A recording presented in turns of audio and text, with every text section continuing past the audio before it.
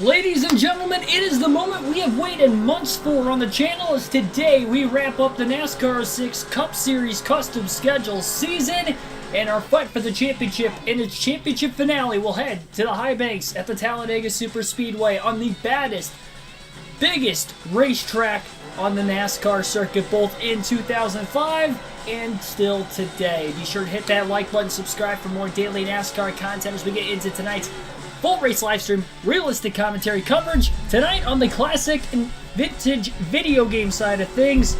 This is going to wrap up a great game. Now, we do still have some Truck and Busch Series races left after this, but today we will not wait any longer for the Cup Series. We've already had a week and a half since our last race. I don't want to wait any longer to wrap this season up.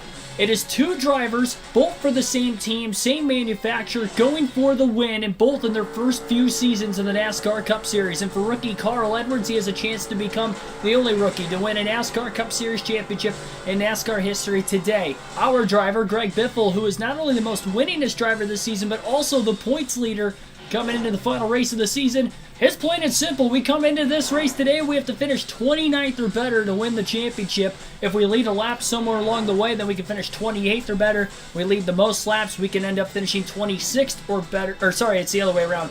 If I lead a lap, I can finish 30th or better, still win the championship. If I lead the most laps, then I can still finish 32nd or better and win the championship. And that's assuming, obviously, that Carl Edwards would go on to win his third race of the season. So be sure to hit, again, that like button and subscribe. We're going to try to get up to 50 likes on tonight's stream.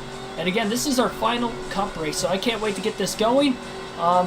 Yeah, Talladega 500 about to begin. We're going to qualify first and foremost in this one. It is going to be important. And we're still going to go for the win no matter what happens in today's race. It'd be nice to finish off with a win on a type of racing style that I tend to struggle at on this game, so nothing is going to be easy. 500 miles as well. The third straight race we have a 500 miler to end the season. If NASCAR did that now, could you imagine the outrage from the fans? 3 500-mile races to end the season? What are you guys thinking? It is not a 4-man championship battle like you would see nowadays. And this was a full season points format as well. So no chase format on this custom schedule season, which is played into the hands of both the Roush Fenway Fords of Greg Biffle and Carl Edwards. Are the only two drivers that have a shot at the championship coming in. Jeff Gordon was barely on the outside looking in after that most recent race. If he just would have finished 2 spots higher, he'd have a chance mathematically coming into this race today, but that was not the case. And a DNF at Chicagoland, which cost him the points lead to begin with, ultimately has costed him the championship, it seems. Well, it has costed him the championship. There's no chance he can win it today, so it has costed him the title. He could have very much been in the picture if he didn't blow that engine while leading in that race. Nonetheless, in the early going, he looked like he had the fastest car that day. Enough talking about Chicagoland, though. We're at Talladega. Not a strong qualifying lap right now for Greg Biffle. Car's more set up for the race trim. Knows he doesn't have to lead a bunch of laps. Again, just has to finish 29th or better. That is if Edwards leads the most laps and wins the race. Biffle will have to finish 29th or better to win the title. We'll monitor as much as we can how many laps Carl Edwards may lead today, if he leads any at all.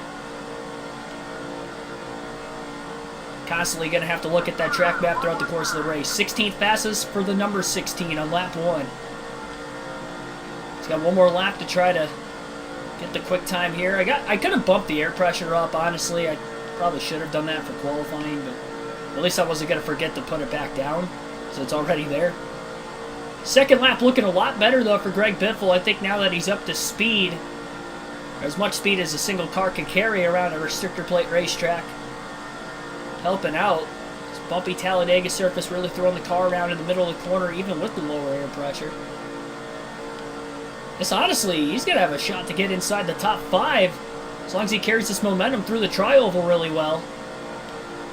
So far, so good. He's tracking more towards top 10 now, but it's still looking pretty good for Greg Biffle. Picked up 49.807 on lap 2, and it'll be 14th quickest. So he only picked up 2 spots from lap 1 into lap 2.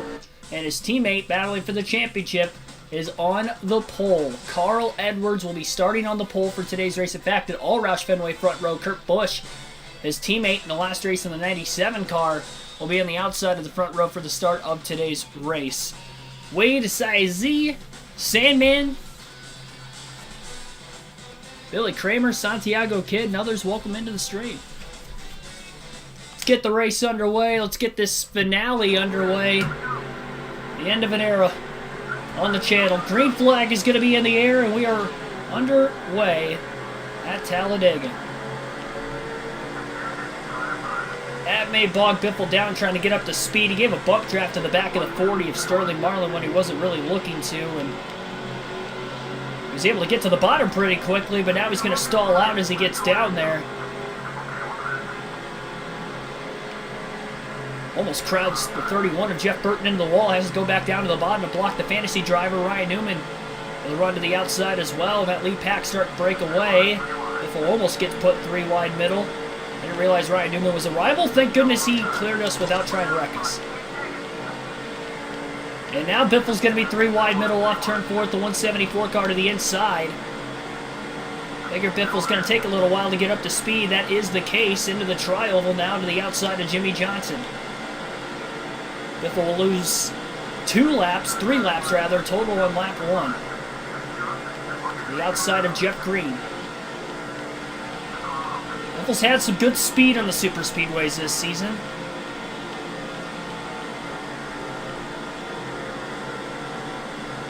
Give a bump draft to the 43 of Jeff Green. Now he'll pull out of line. Second group didn't completely lose the lead pack. Biffle to the inside of Ryan Newman. Ooh, Jeff Burton crowds Biffle. Biffle lifted going into the corner. He was partway down on the apron. Thank goodness he didn't turn himself around there. Oh, we got near trouble off turn 4. One car got sideways. Travis Quaff in the 77. Might have made contact with Matt Kenseth in the 17. One of Biffle's teammates today. That'll move Biffle to the inside of both of them. Side drops to 77 as he clears the 17. He's got Kenseth behind him, and Biffle cracks the top 10 for the first time today on lap 3. NASCAR Cup Series 2311 Racing, thanks for tuning in also. Elliott Sadler leading right now. I'm not sure if Edwards led the first lap or not. I don't think he did. I think Sadler's led the first 2 laps. Slim chance here, but if Greg Biffle could somehow lead all but 18 laps today, he will eclipse 4,000 laps led in the season. He'll be one of only 3 NASCAR drivers in history to do that in the Cup Series in a single year. We do have one driver who is slow on the back straightaway, so already having our first DNF. The more cars that DNF, better for Biffle. That's the less amount of positions he can finish backwards. So that's already one driver out of the way that he has beat today. Only has to beat 14 others as of right now. 13 others.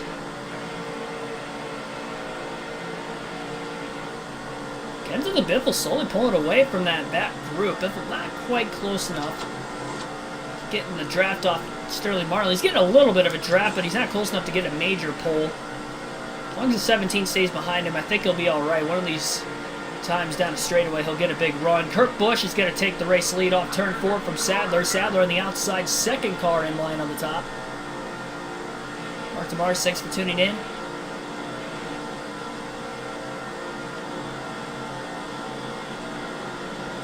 Here we go. Big run for Biffle, 197 miles an hour into turn 1. In line right behind Kyle Busch. He's got to keep the speed up for a little bit, I'd have to imagine, unless somebody pulls off on the back straightaway in line right in front of him. Oh, big move by Biffle down to the inside. He's going 3 wide. They're almost 4 wide on the back straightaway. Biffle's a man on a mission. He is not wasting any time trying to get potentially to the lead as he goes up the middle now between Elliott Sadler and Carl Edwards. Couldn't quite get to the outside of the 99. Got 3 Roush Fenway Fords already in the top 5, and then 2 Chevys, one for RCR and DEI of Kevin Harvick and Michael Waltrip. And Greg Biffle going to pass the guy he's racing for the championship. Now he goes up the middle, 3 wide, up to 3rd as he gets past Waltrip. Quickly down to the bottom under Kevin Harvick. No out of bounds, 48.345 that last lap. Biffle dive bombs into turn 1. He's going for the lead.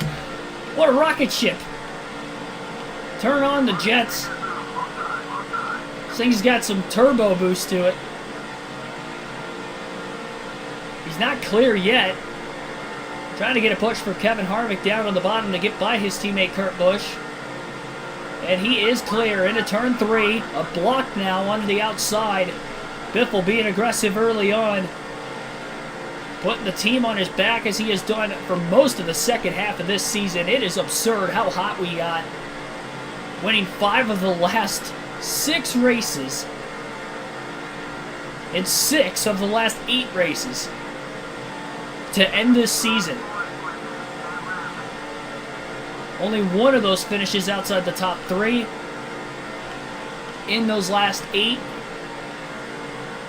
And that is why he has a 114-point lead into the final race of the year. That's 5 bonus points, so he is now just locked himself into having to finish 30th or better now to win the championship, unless Carl Edwards led a lap. If Edwards did lead a lap, then it's right back down to 29th again. Which I'm not entirely sure if he did or not. He would have led the first lap, potentially. I know Sadler led lap 2, and Kurt Busch led lap 3, all the way up until Biffle just took the lead at lap 6.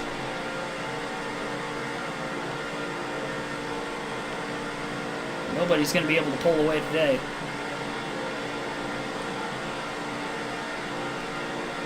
Biffle trying to lead as many as possible. Definitely wants to keep the 99 from leading as many as possible.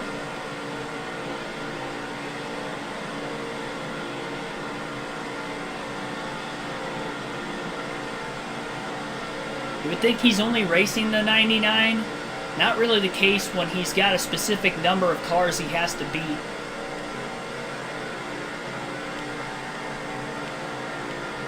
Four leaders after 7 laps, yep.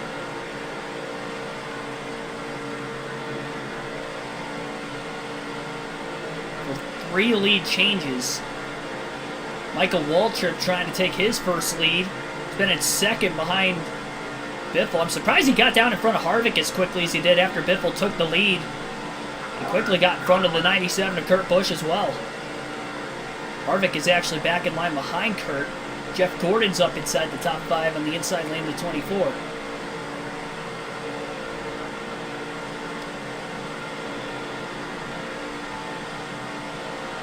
Mirror driving.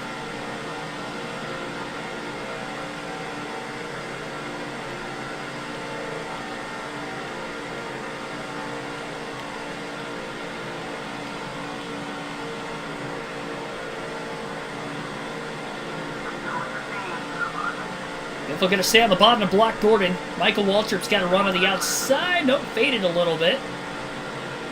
Biffle's going to hold on in front of both of them for now.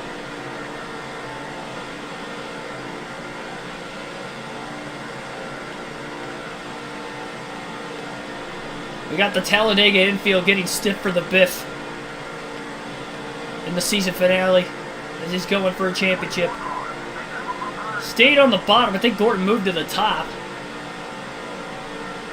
Up in front of Michael Waltrip, but he didn't have enough of a run. Waltrip started fading backwards. Kurt Busch got to the bottom lane instead and didn't go with Gordon. I don't think he had enough room to get behind the 24th, the 15 potentially in the way still.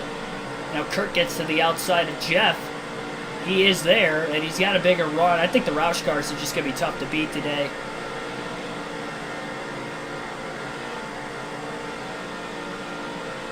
Ten laps complete, caution-free. I doubt we're going to go caution-free today at Talladega. And by the way, there was no actual slow car, but there is 2 cars that have lost the lead pack. Gordon to the inside. Biffle going to have to give him a little bit of room. Gordon trying to side draft that left rear quarter panel, but again, Biffle on that outside lane. Kurt Busch behind him, holding on strong.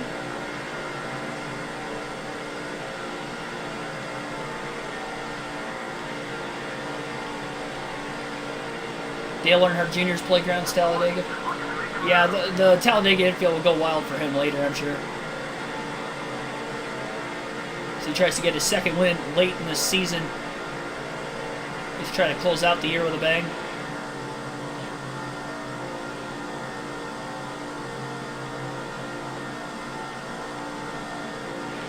Might have been some contact in the tri-oval because third place on back just lost a lot of momentum all of a sudden. Oh, big block there by Biffle and Jeff Gordon. Hold on to the lead. That was not the cleanest block. It was a block nonetheless. Both cars kept it off the wall, middle of the back straightaway. Luckily, there was nobody else around them. I think that's why it worked out. Gordon was able to get out of the gas. It's going to be tough for Gordon to get a run, though, on Biffle without any help. We'll take our first field pass of the race today. Once we get to the start-finish line, we're going to get these out of the way as quickly as we can. And we'll transfer back to Matt Kenseth in the 17 car first, as he is in the 9th place position. Mark Martin's the only Roush Fenway Ford not in the top 10 right now.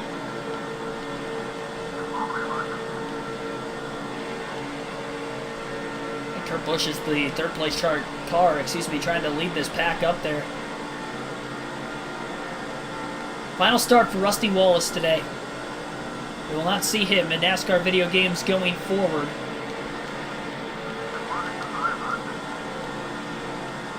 Kurt Busch will be in the deuce. Jamie McMurray will be heading over to Roush.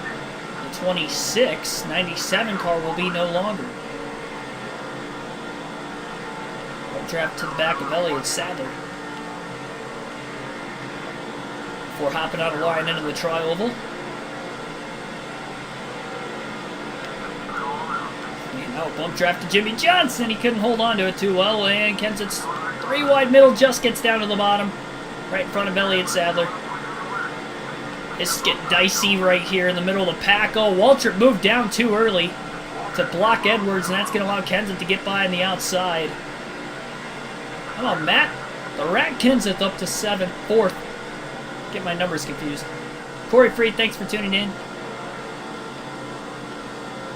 By the way, Jeff Gordon leads for the first time. 5 different leaders now in today's race. Kenseth wants to get up here and make it 6 different leaders.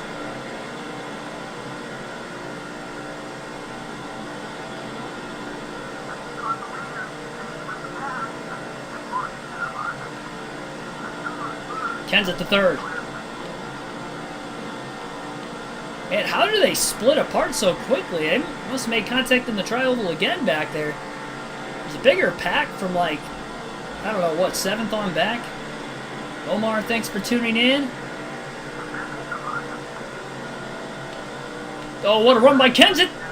Oh, just got to the outside of Gordon. Wasn't sure if Gordon was going to block. Nope, he does. Yep, I thought he was going to do that. That's why I went as wide as I did. I was expecting something like that to happen. That was a tight gap that anything could have went wrong, and Gordon's still blocking. And Kenseth's going to undercut him at the start-finish line. He does not lead that lap. Shin Gaming, thanks for tuning in. Matt Kenseth to the lead in turn 1. If he leads to the line the next time by, we're going to have 6 different leaders in the first 16 laps already. Assuming Kenseth can hold on to the race lead. That's unbelievable, honestly.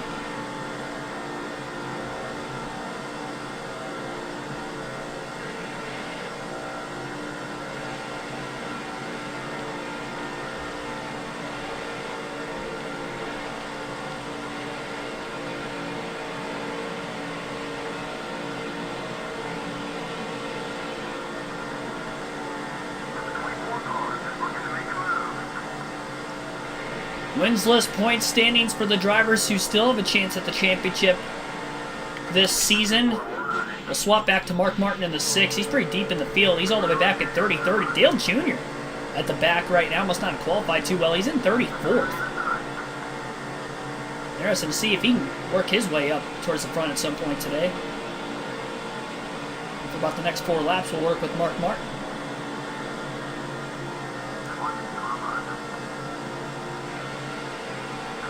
How cool is NASCAR? Very cool. Oh my gosh! I honestly can't believe I did that. I just drove straight into the wall going into 3. It wasn't like the car was tight, I just forgot to turn. I wanted to go to the outside, and I just couldn't even get the car to turn there for a second. Got my momentum back by the time we got to the front stretch. This is on Legend difficulty, by the way. That's a narrow gap. I'll tell you what, there's been some ballsy moves in the early go of this race. If you could tell it was the last race of the season, I think think if you watch these first 18 laps, you'd be able to tell that it is likely the end of the season. Last chance for anybody to win, and anybody could win. And Mark Martin has rocketed himself in about a lap and a half from 33rd to 21st. And he's now right behind Jamie Mack in the 42 for Chip Ganassi Racing. Casey Mears will move to that car if I'm not mistaken for one season, while Reed Sorensen will go to the 41. And we move to NASCAR 07. Martin on the inside of the 42, trying to clear him a little touchy. Little kiss. Not something you want to do at these high-rated speeds. This car's a darty. By that I mean like they're darting up and down the track everywhere. It's hard to hold the thing straight. Jeff Gordon back to lead, another lead change. Front of the field. Up to 20th place is Mark Martin. Finally clears McMurray. Go one more lap with the 6. And we'll go to either Kurt Busch or Carl Edwards next. I think we'll go to Carl Edwards next.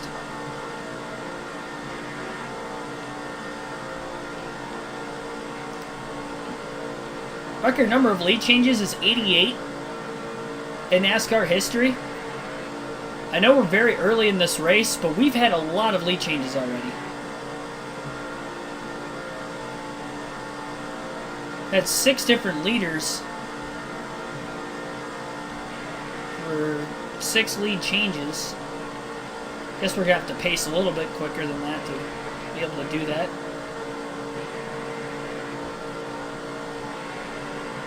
Gordon's led twice. Edwards, Kurt Busch, Greg Biffle,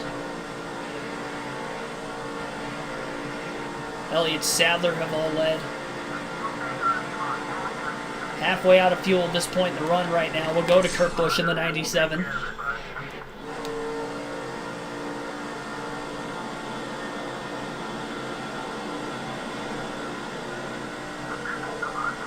I mentioned that the Roush Fenway Fords are looking pretty quick today.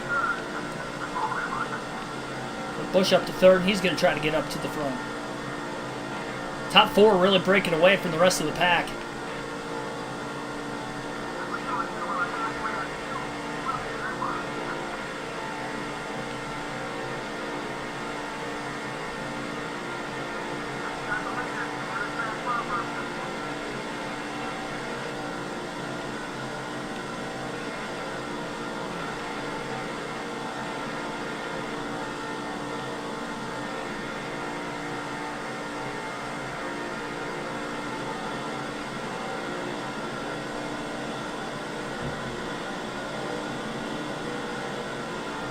That's the fastest I've seen a car today, 199. We're diving into turn 3 to get to 2nd. Passing teammate Matt Kenseth for 2nd was Kurt Busch. Going to try to make it a 7th lead change of this race at the start-finish line this time by. I don't think he's going to get to Gordon. Gordon had a big enough of a gap on Kurt. Kurt's got a big run. It's going to be a little late, though. He's going to have to try to lead the next lap. Didn't really time that run out very well. He does get to the inside of the 24. It might be tough to clear him, though. I kind of gave him a little push right before I moved down. Man, he's crowded him, though. He's forcing Gordon to maybe have to lift. And here comes Matt Kenseth trying to get back into it.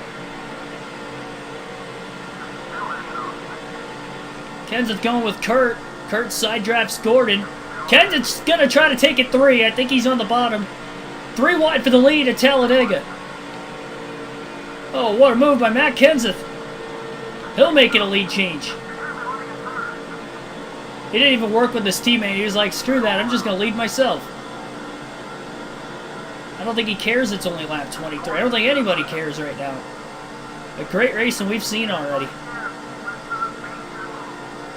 Kurt with another move to the inside. Gordon's going to go down to follow him into turn 1. I think he saw how quickly Kurt got up there. These 3 keep racing each other aggressively. Might give a chance for Greg Biffle to catch back up again. Kurt's clear off turn 2. This will be our 8th lead change at the line.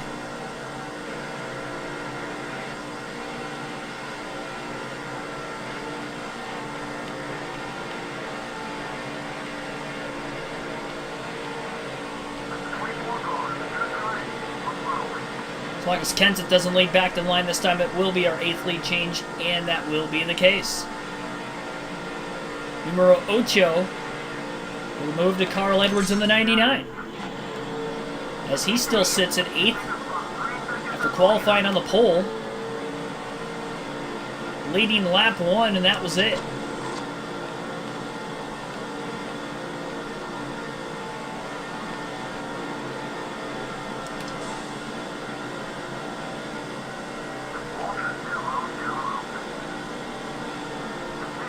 Massive run there for Edwards as he slices and dices past Elliott Sadler and Michael Waltrip to get to 6th. I think Jimmy Johnson's the 5th place car, all by himself right now. Greg Biffle's still all by himself at the top 3, pulling away slightly. 35 to 40 laps, fuel run best estimate. Yeah, I don't think we'll get quite to 40. I mean, I guess we're kind of pacing towards it. It's been enough lead changes that one driver hasn't just sat out there and dominated. Jeff Gordon, by the way, is just taking the lead again. Nothing but Hendrick cars and Roush Fenway Fords in the top 5 right now. 2 Chevys, 3 Fords.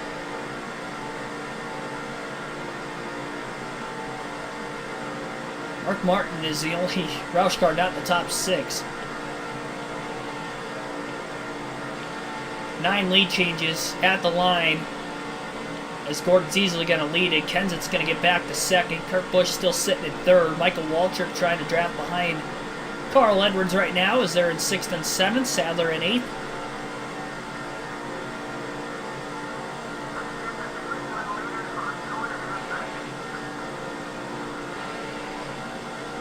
Sad we don't have the M&M's cars in NASCAR anymore.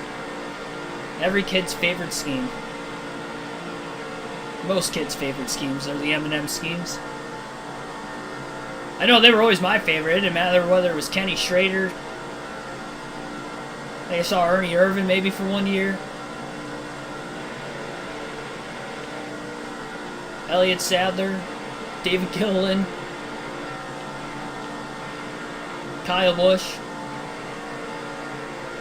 Matt Crafton for that one Daytona 500 when Kyle Busch broke his leg. Does anybody remember that? Matt Crafton running the 2015 Daytona 500 18 car. David Reagan ran that car for a couple races, I think, too. I think he was the fill-in guy after. I think he was the fill-in guy initially after Crafton only ran the 500. Harvick, or Edwards, I should say, did close on Jimmy Johnson. He'll move to 5th. Biffle's still in a good spot right now.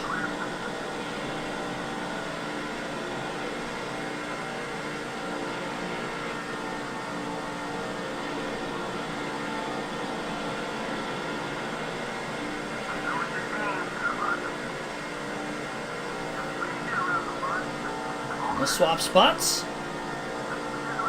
48.343 that lap for Edwards. Fastest of any Roush car today. One more lap will go back to Greg Biffle, and then we'll stay with him up until at least the first set of green flag pit stops.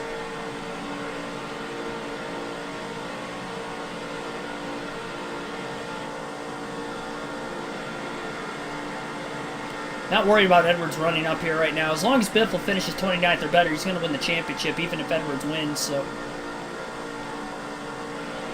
as long as Biffle just stays in a decent spot. The field's spaced apart long enough on the green flag run right now that I'm all right. Even if, you know, we start to fall back. It's when we get cautions and then we're like right around there in the middle of the pack. That's where I'm not going to like it, because that's where the big one could come into play. Going to go back to Biffle now as Jimmy Johnson will get around him. Biffle falls back to 6th place. Remember, he started 14th. He's led a few laps today as well. Not going to be any chance he's going to lead 4,000 laps, though. Again, he was going to have to lead all but 18 laps today, and I think he's already Missed out on more than 18 laps led. Led a handful of laps, that was it. Quickly gets back by Jimmy Johnson and Carl Edwards for 4th.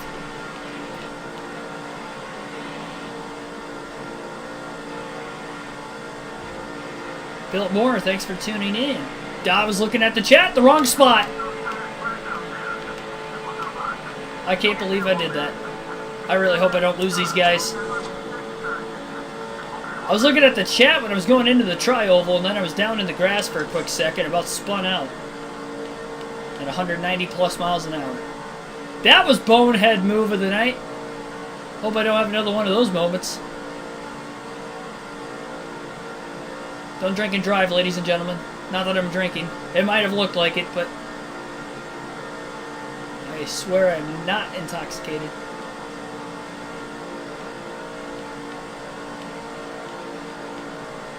My brain just tends to malfunction from time to time.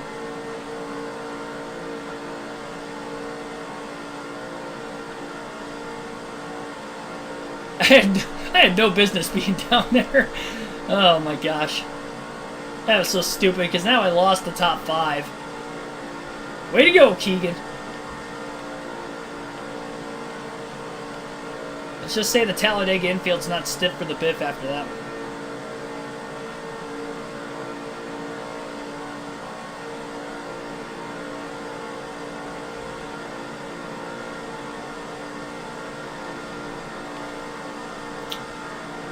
Gordon's set sail all by himself right now. This car's on steroids right now. Trying to go out with a bang to get his 3rd win of the season. There's one car diving into pit road, maybe a few more behind them also coming in, so we're starting to see some green flag pit stops. Greg Biffle 3 seconds off the race lead right now.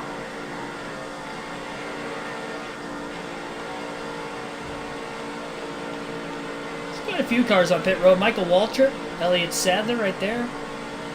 No, I don't want to command with really anybody. Just let this work out on its own. But especially with Carl Edwards, because we're racing him for the championship. Try to run this outright as fair as possible. Like I said, I'm not too worried about it. We just have to finish 29th to win the championship if Edwards wins. Be interesting to see who may lead laps during green flag pit stops as well. Gonna have some cars going a lap down for right now. Hopefully we stay green through and through.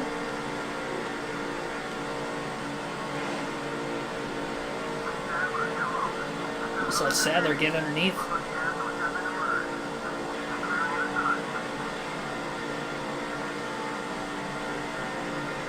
We're trying to catch a little extra. Oh my gosh! I came up on those guys way quicker than I thought I was going to. That was... oh my gosh, I had nowhere to... I had to go to the apron. I was not thinking we were going to close in that quickly. I thought they were going faster than they were. I don't know if they checked up, maybe? Like, if Jason Leffler checked up, he was the lead car in front of Jamie McMurray there. I stayed in the gas, though. I didn't lift, I'll tell you that much. I'll crap myself, but... We have those moments from time to time on this game. Our championship about flashed before our eyes there. That was sketchier than what happened in the tri-oval a couple laps ago, I'll tell you that much.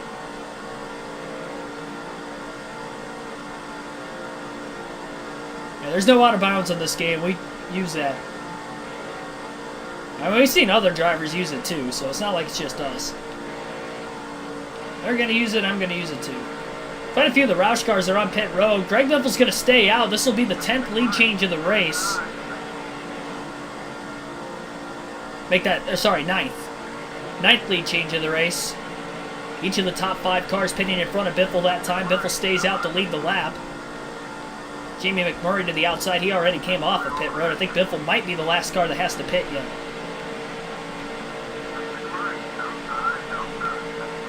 These guys pit before 36 laps. We're going to hop in line behind the 42. It's actually the 101 car, not Jason Leffler. Thought it was the 11 FedEx machine. From behind, it looked like similar colors. Actually, I think that's the Walmart car. We're going to stay out one more lap. Ace of Spades, thanks for tuning in. Number one goal is not the DNF. Yes. At least we can finish the race if we DNF. See where Edwards is running. But that would be a bit scary. Staying out to lead one more lap there. It's going to be a two-tire stop for Greg Biffle. It will be right sides only when he comes in.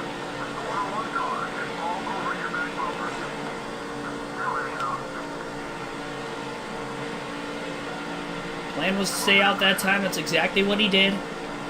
Just in case we get a caution. Touches the draft of McMurray. Pulls back out of line. These guys have fresher tires on him right now. Got to make sure not to lock the tires up as he comes into the pits this time because he will pit for right sides only. And the last car to hit pit road is the race leader, Greg Biffle. He was in 6th when the pit stop started. He's got to check up. 70 miles per hour is the speed limit, and he sped. That was not good. So much for taking... Yeah, it's no tires here. We gotta make a evasive maneuver here to go fuel only. I didn't want to do that, but we sped. I didn't want to lock the tires up, which I didn't. I was only 2 miles per hour over the limit, and I still had time to slow up and apply more brakes without actually locking the brakes up. It's a 5-second penalty in this game, but that is not a good way to start the championship. Already a mishap with that pit road speeding penalty, and even with the fuel-only stop and everybody else taking tires, there's a good chance Greg Biffle's going to lose the lead here as he's trying to get up to speed. Gotta go, gotta go, gotta go. We've got to go. There's no way we're going to hold on to the lead here. Zero chance. There's Kenseth. About LePaged him. Kenseth to the lead. I'm just hoping I can get behind these guys. I don't think I'm going to be able to. I'm not going to get up to speed quick enough. Yeah, that was, I mean, we were in 6th. We were right behind those guys, and we are, despite taking no tires, going to lose them. We're going to have to let Elliott Sadler get around us here. Draft behind him and hope that the 38 is fast enough to pull this second group up there. Biffle probably won't be with the older tires.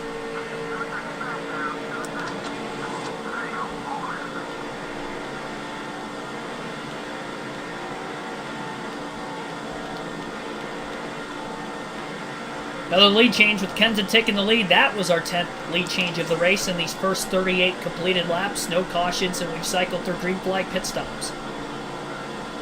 First set of green flag pit stops today. Greg Biffle bump drafting Elliott Sadler all the way down the back straightaway. It's tough to do that with these Gen 4 cars on the bumpier Talladega surface, but Biffle's doing it.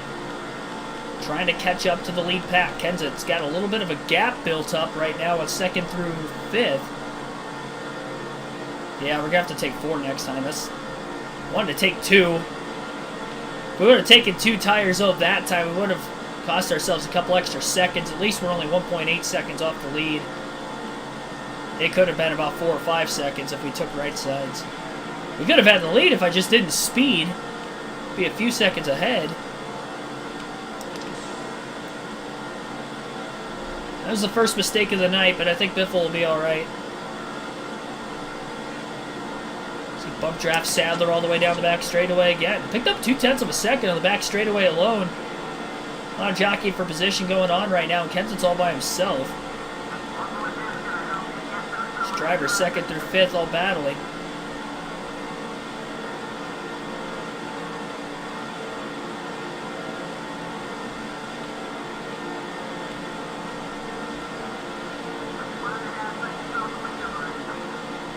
Don't lose your McFlurries. You talking about Jamie McMurray a little bit ago or something? I didn't get that reference.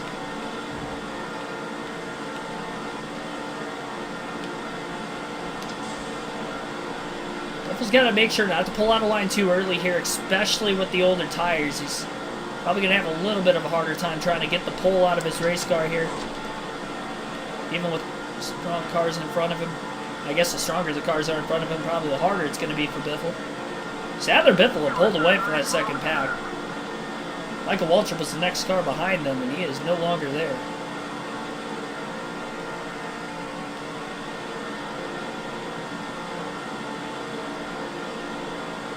Seven cars, then about 1.2 seconds of the lead.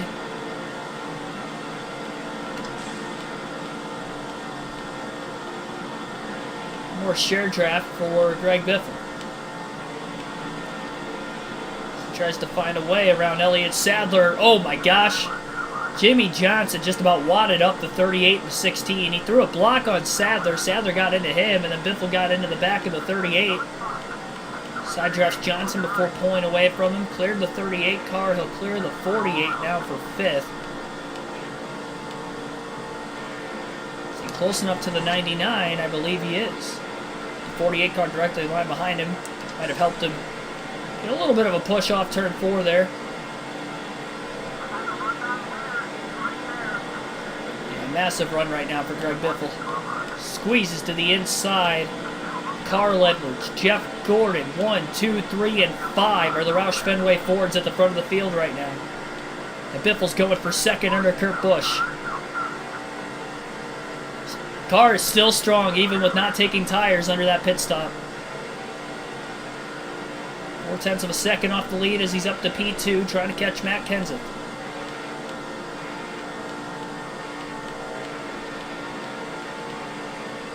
Cycled to the lead after green flag pit stops. He'll lead this lap at the line again as well.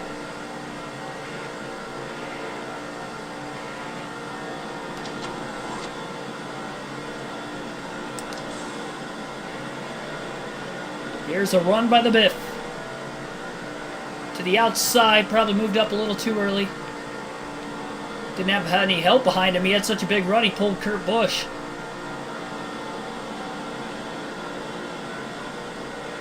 For the second time today, Greg Biffle will take the lead at Talladega. First time since about lap 6.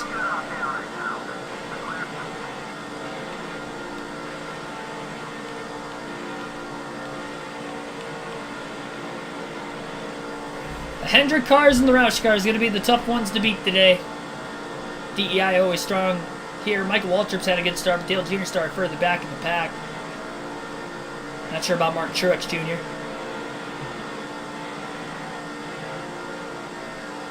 11 lead changes now with Biffle leading that lap at the line.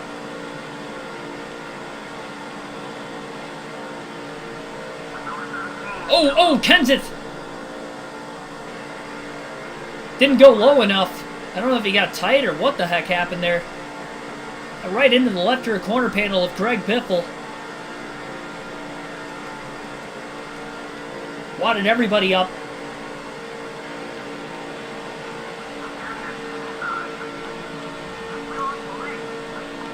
Gave Kenseth the bigger run into 3 and 4. Biffle just kind of let him go.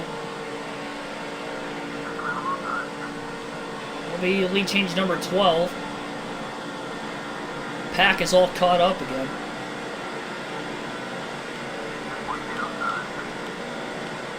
The runs are just so big today.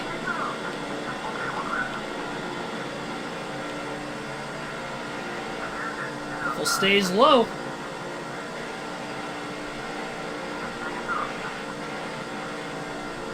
And back to the front of the back straightaway.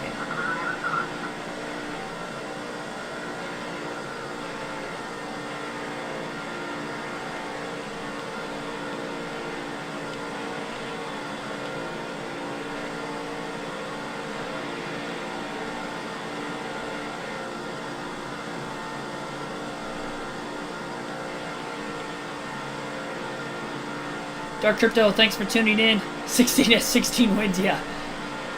Yep.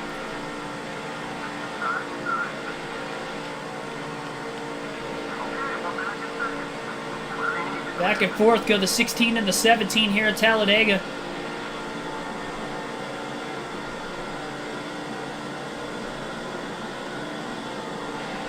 Biffle bump drafted him on the back straightaway heading into turn 3.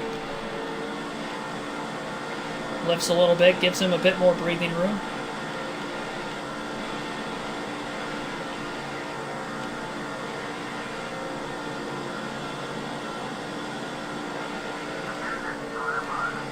the line here. Not sure if he's going to lead the lap. He does not. Kenseth will lead that lap.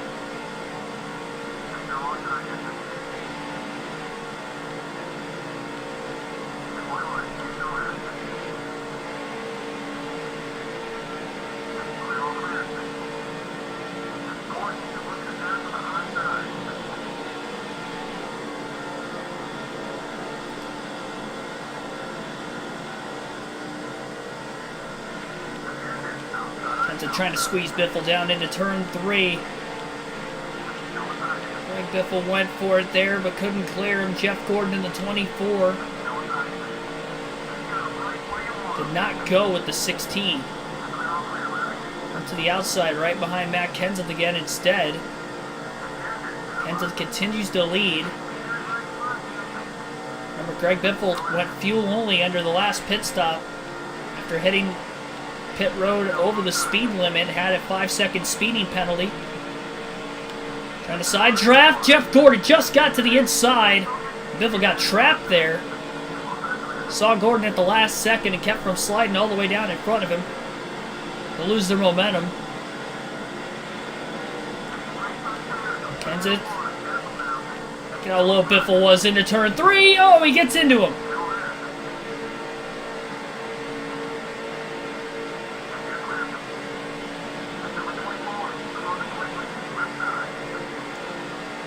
That could have been worse.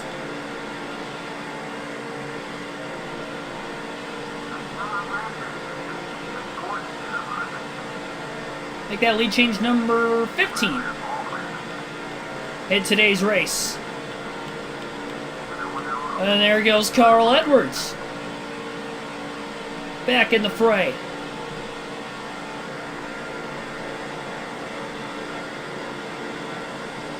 Yeah, it's amazing we are with 16 wins on the season, yet still sitting, having to finish 29th or better to win the championship. We did not lock the championship up early in a season-long points format.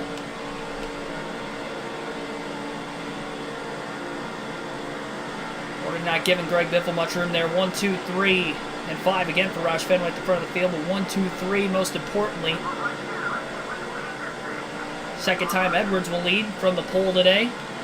16 lead changes, and the 16 cars looking to get back to the lead here. The right side tires in the yellow and the tire wear indicator. Biffle to the inside of Carl Edwards.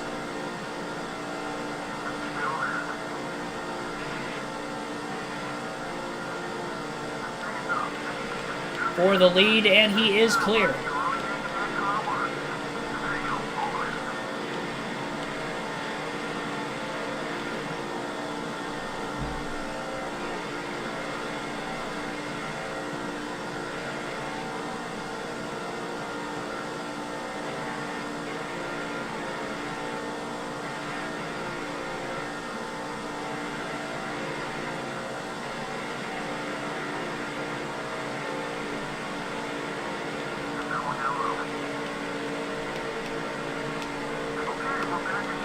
Edwards right back at it again.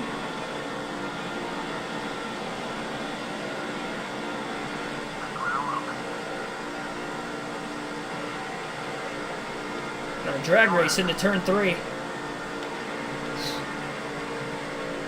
Edwards going as low as he could, trying not to get side drafted by Greg Biffle there.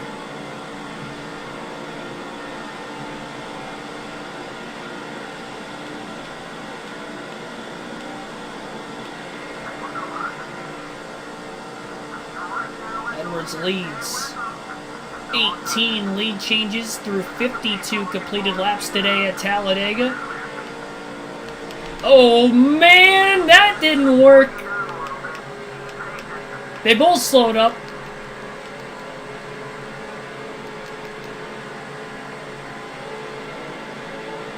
We're alright. Didn't kill the car there, thankfully.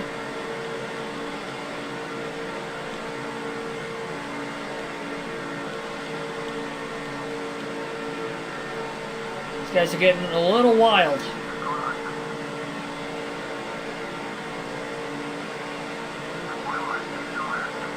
Kenseth's actually going to lead this lap. Edwards led the last one at the line.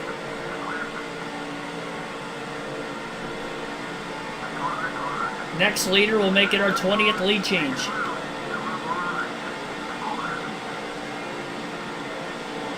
I think the car's okay still.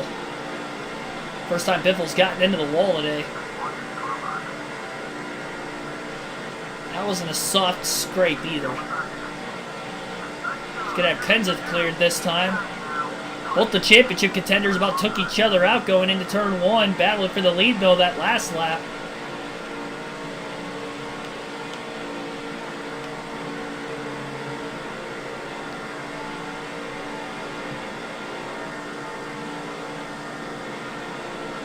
Jimmy Johnson to second, trying to get his first lap led of the day.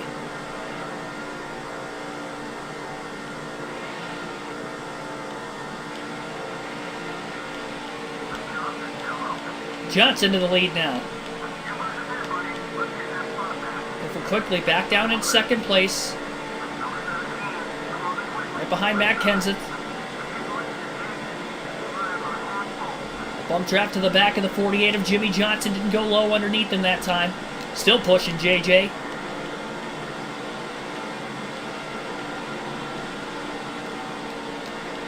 Just want to push him in the middle of the corner though, trying to manage the throttle. Thought Kenseth was underneath him. He was not. Full shoving that 48 car out in front again.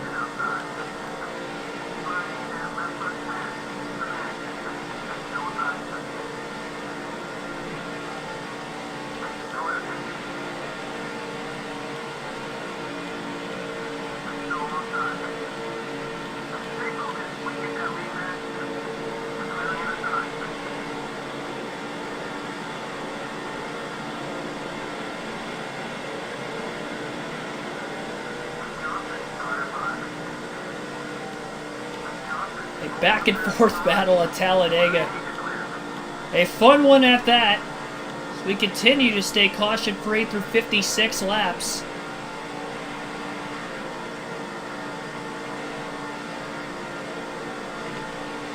This will be lead change number 22.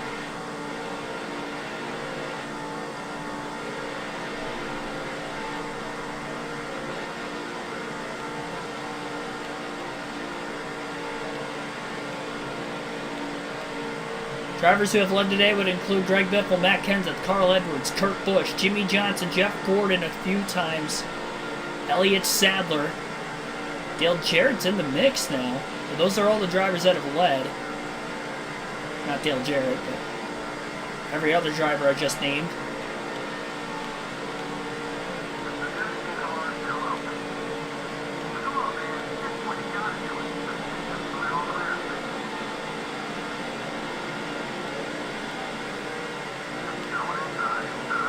Outside of Matt Kenseth. Kenseth going to lead that time by about a little less than half a car length over Greg Biffle. Had the run, but Kenseth wanted to protect the bottom that time. And Dale Jarrett trying to get up here. He wants to lead for the first time today. That win early in the year at Dover hasn't won since. Ryan Newman's now in this lead pack, trying to contest for the lead for the first time.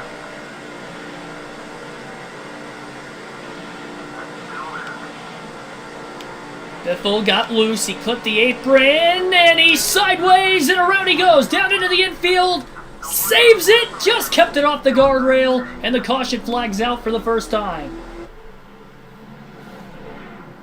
Just a little bit of contact in the middle of the corner at 180 plus miles an hour, and that was enough to turn Biffle sideways, down into the grass, middle of the turn, stayed on all four.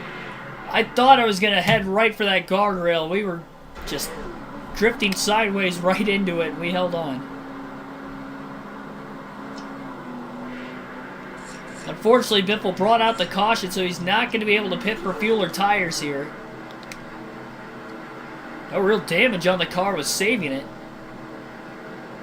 Yeah, no damage. We didn't hit anything, thankfully. So Biffle's actually going to take the lead with this. The problem is, though, is that he's going to have to pit on his own if we don't get a caution soon. There's been a couple hairy moments today, I'll tell you that much. was not a moment Greg Biffle wanted, but he'll take the lead short term. Green flag back in the air. That had to have chewed the tires up. These are still the same tires he started the race with. All 4 of them. He'll make another lead change technically, but doubt that's the way he really wanted to do it. Kurt Busch actually won the race off pit road for those who took tires.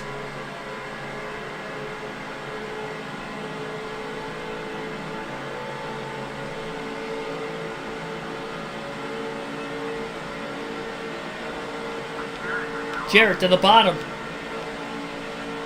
Harvick in the mix, 3 wide for the lead.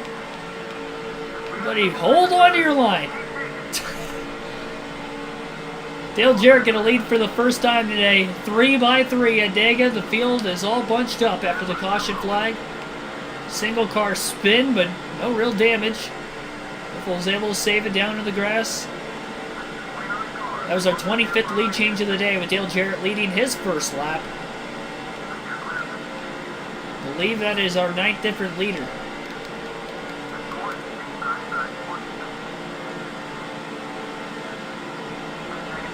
Biffle pushing the 88. Now moves to the bottom underneath him.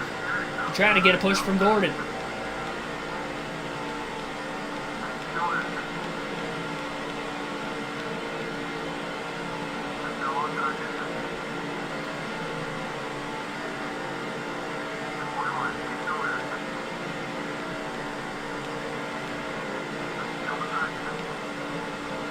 Biffle did not lead that lap. Jarrett will lead 2 consecutive laps now. His teammate Elliott Savage is next car on the outside. There's a bit of a gap between them for right now.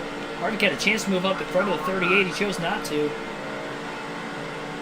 I'll tell you what, Greg Biffle cannot clear Dale Jarrett. So you have enough of a push now. He's trying to make sure Jarrett wasn't going to side draft him that time. Into 3 and 4. Biffle in the lead.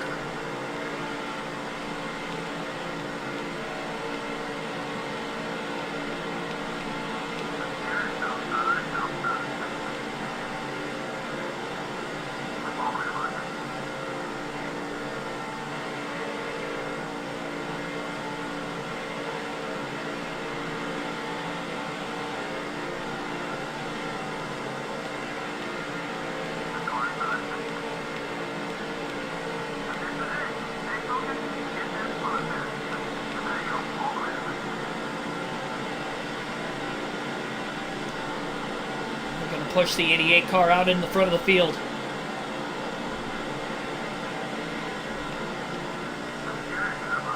Some massive shots. He pushed him so far out ahead, though, by the time he moved down, Jeff Gordon wasn't close enough to give him a big push. Michael Turner, thanks for tuning in.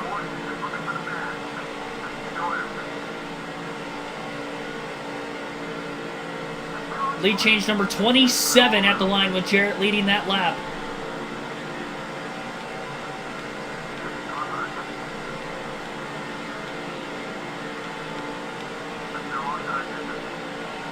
Mark Martin up inside the top 5.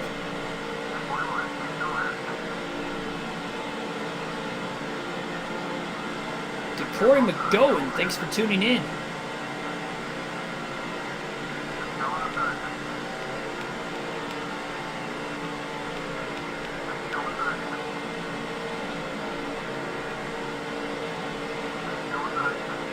Jarrett bobbled off turn 4 quite a bit. I don't think he had a push from behind there.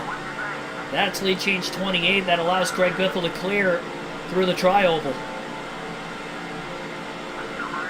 He's going to have to make a green flag pit stop. Everybody's pitted twice. They were able to pit under the caution. Biffle caused the yellow, though. That self-spin in the middle of the corner after just clipping the front of Dale Jarrett's bumper, but luckily didn't come back in front of the field. It barely kept it off the guardrail on the inside of the racetrack in the middle of 3 and 4. Tony Stewart won 2 of the Daytona races so far this season.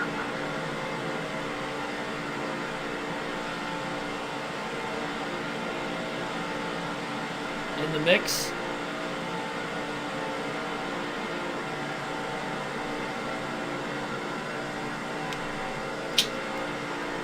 Yeah, that was me. Oh boy, yeah, I didn't realize we were 3 when I came down. I was just trying to turn off the wall. I wasn't trying to turn that far across the track.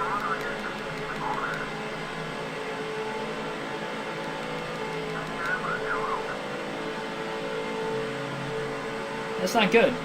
Maybe lead change number 29 is Dale Jarrett's going to get out in front. Golly! Oh, Biffle! Up and over! Elliott Sadler style. On the apron in 3 and 4.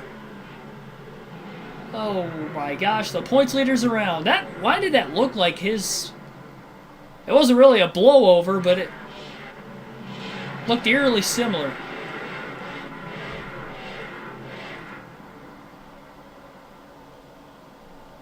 I gotta stop turning across people's front bumpers. Still in it. How this car is still running after flipping, I have zero clue, but nobody get a pit here. And Biffle can't pit for fuel or tires. Our second caution. Both caused by Biff.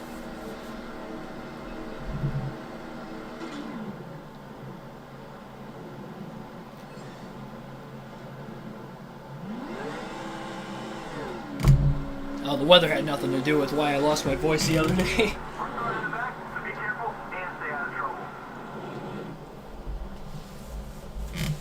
Yeah, I'm 100% now. Well, Biffle to the tail. Green flag back in the air. And this is the first time he has been in dead last today. Lap 72 on the restart. Thankful to still be in this race, let me tell you. But now, he could be in trouble. Remember, has to finish 29th or better to win the championship.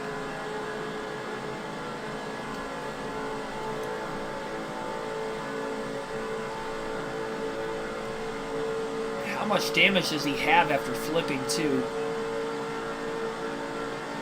He could not keep up with the tail end of the pack on the restart with at least nobody behind him. Mark Martin to the lead. And lead change number 30. Assuming Mark leads back to the line. It is. All 5 Roush cars have now led a lap today. Mark Martin, our 10th different leader. 30 lead changes and just 72 completed laps. That's impressive. Extraordinarily impressive. Now we're going to take our second and final field pass of the day once Greg Biffle makes his pit stop. The big thing is if we were to get a caution.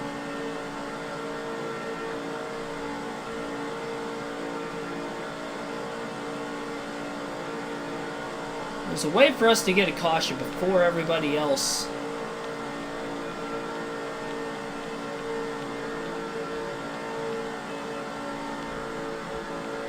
We haven't had the big one, but we have seen a flip, unfortunately. The fact that, I mean, we don't have to win this race to win the championship. I think after flipping, our odds of winning are not going to be very slim, but just got to go for 29th.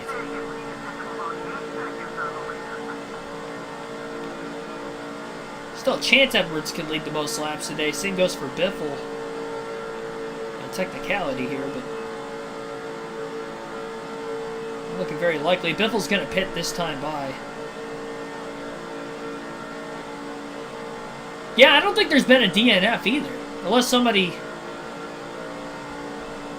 blew an engine before any of the cautions. But I don't... No, I'm stupid. I'm in last. But yeah, no DNFs. There's 74 laps at the line here at Talladega. Biff will get a pit this time. Can't speed again. And he does not. Learned our lesson from the last time not to speed, so we won't speed this time. It'll be 4 tires and fuel for Greg Biffle here. Unfortunately, being as far back in the field as he was when he pitted, he might go a lap down. The good news is, if a caution comes out, we'll get the free pass because we'll be the only car lap down. So even if we were to get a yellow while getting trapped a lap down, we're going to be in good shape. I don't think anybody else is going to go lap down for a while. Well, that's going to make this stop even slower. I really just hope we can blend into traffic. At least have some drafting help, because by ourselves we are not as fast as we were. Not that I had great single car speed because it qualified 14th. It's okay. Yeah, we're going to have to stay low here. And we cannot get LePage.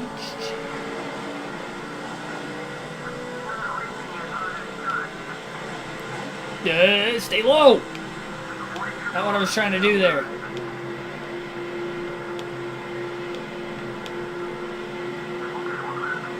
Like how I'm losing all those skill points.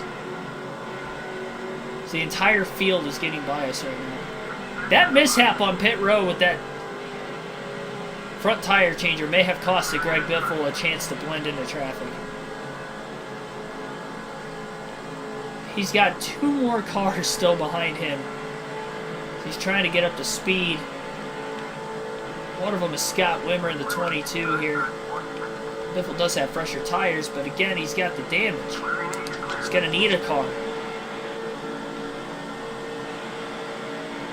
I'll tell you what, pit road has not been good for Greg Biffle today. Pit road speeding penalty under the only green flag stop of the day, and then that pit stop was a slow stop because of the front tire changer on the right side. Losing his footing as he was trying to go back to the left side of the race car. Communist Lego, 6 for tuning in.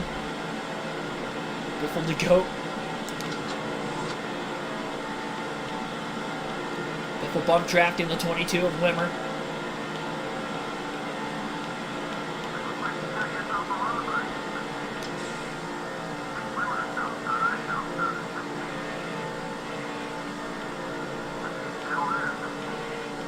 Nice if somehow Greg Biffle can unlap himself.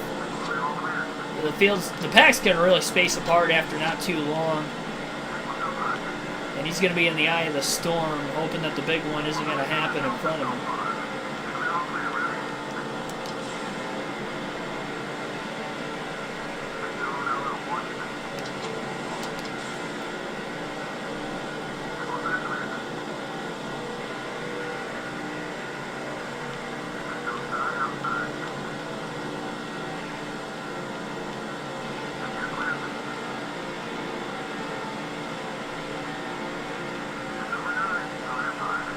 Wide.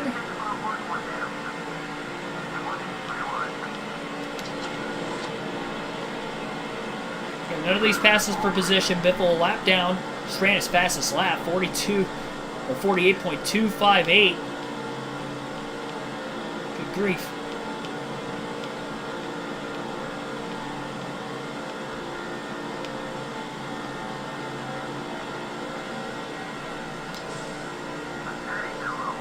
Outside of Kyle Petty.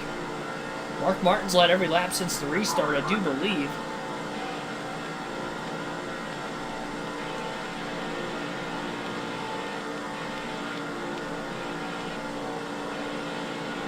It was originally supposed to be Mark Martin's last season in 2005, ended up being far from it. Man was Brett Favre before Brett Favre was Brett Favre.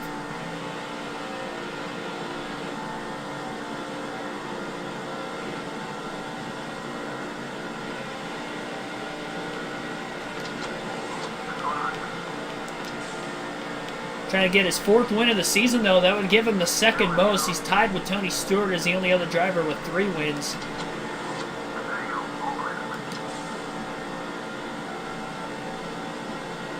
Have a 1-2 finish for Roush Fenway in points and 1-2 on the top of the wins list.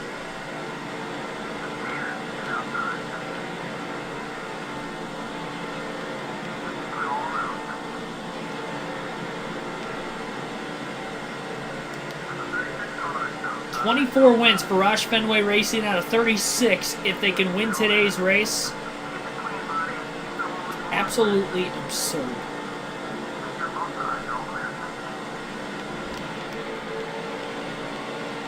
23 as of right now. That would literally be 2/3 of the season.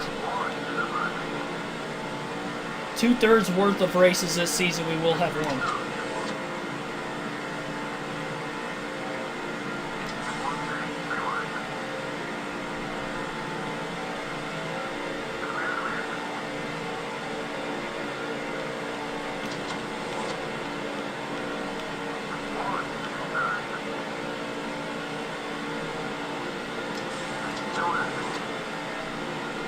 As long as we're in the pack, we're all right. Excuse me. I'm not losing my voice, don't worry. How do I win 16 races and not lock up the championship one race? I have no clue, honestly. I mean, the honest answer is the fact that we have 6 DNFs. That doesn't help. I have a 13... I mean, my average finish isn't bad. No, it's not 13. That's a NASCAR 22. It's better than that in this. I think my average finish, if I won today, would be an 11 even. I did the math already.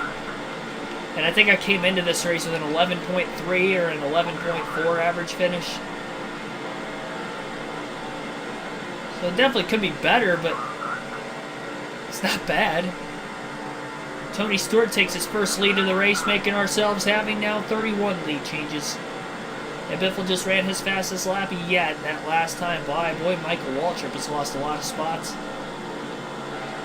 He's as high as second at one point, but I don't think he led a lap.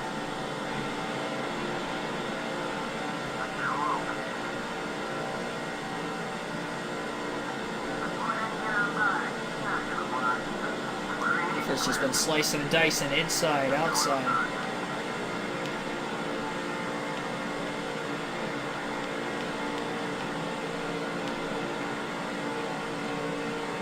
One car dropped out of the race, by the way, because Biffle is now in 42nd.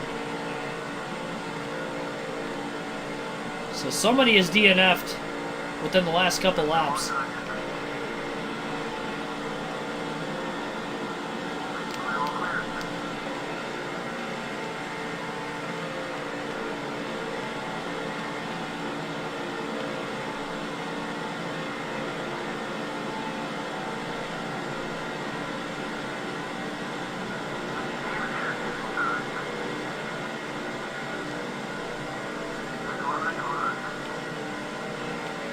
Dale Jr. has just not been Dale Jr. today either.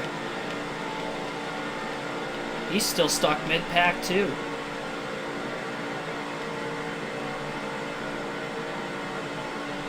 Still have over half the race to go yet, but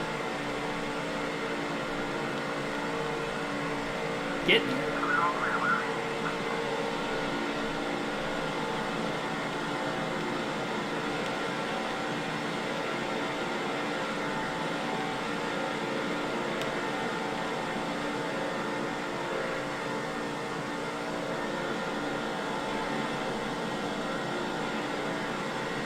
Definitely has not been a perfect race for Greg Biffle, but it hasn't been too terrible.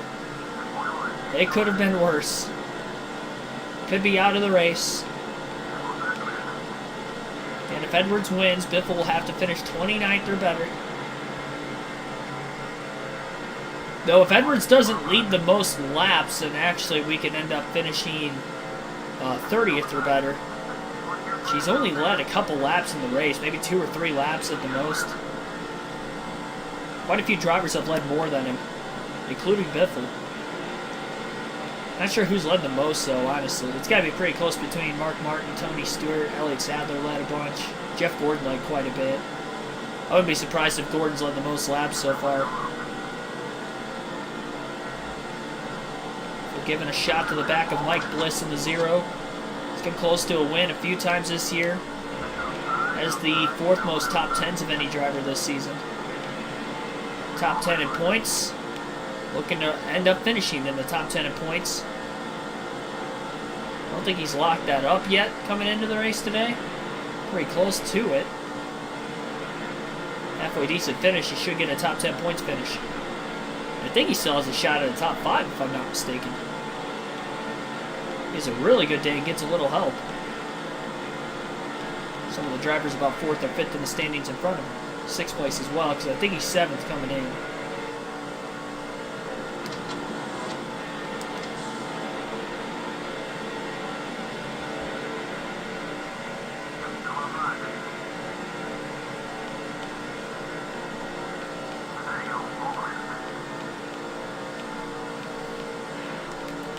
Yeah, I pulled out of line too early on that one. I was thinking it was going to be a lot closer to Ryan Newman than what I was, and I was not.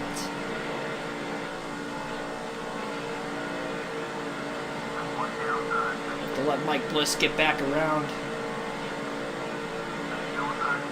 Draft behind him just a little bit longer again.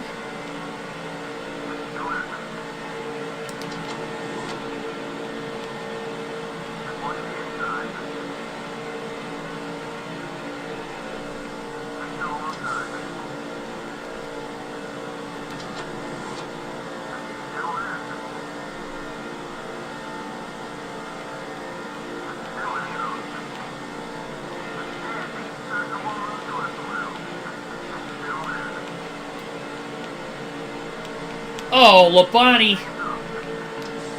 All right.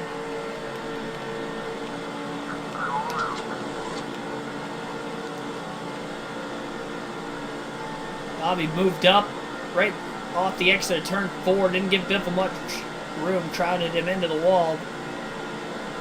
Biffle's okay. This car's definitely had some durability today, I'll tell you that much. We'll have 100 laps to go this time by.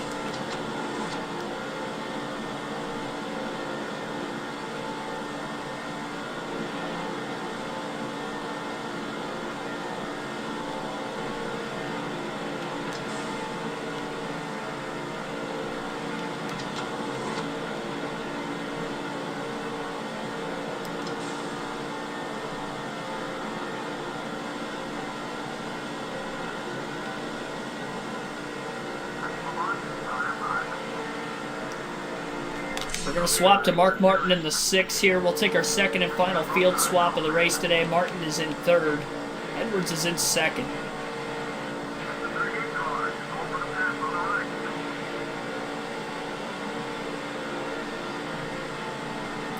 Challenging for the lead right behind Tony Stewart. Looks like he's got a decent run.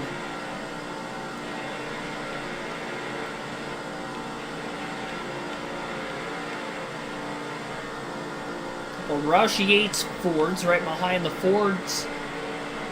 Or not really Roush Yates. Roush Yates is the engine, and it'd be Robert Yates Fords. Behind the Roush Fords.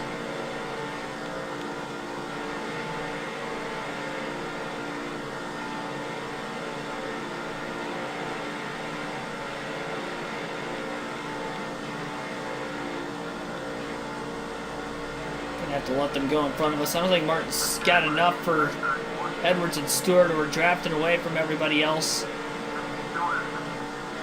Jarrett doesn't go with his teammate, though. He goes with Mark Martin. Martin ended up staying in front of Edwards.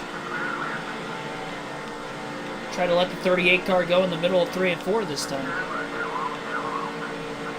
Edwards couldn't get around Stewart. He pulled out a line on the back straightaway. A little too far back, though.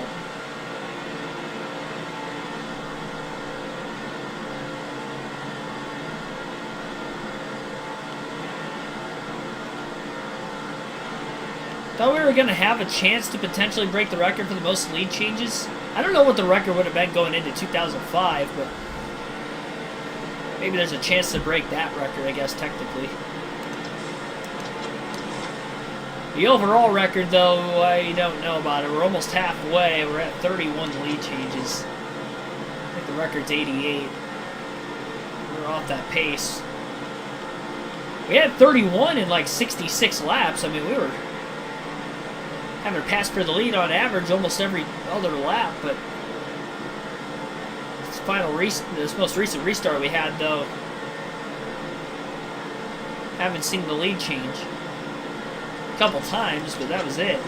Martin got the lead initially on the restart. Stewart's led every lap after taking the lead from Martin after about a dozen laps.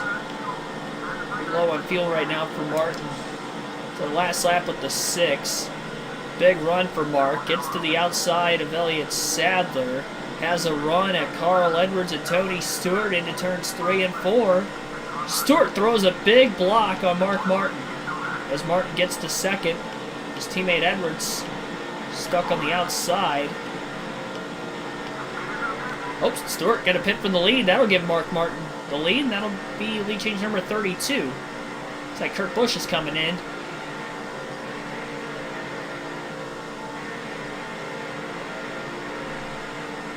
We'll go to Edwards in the 99.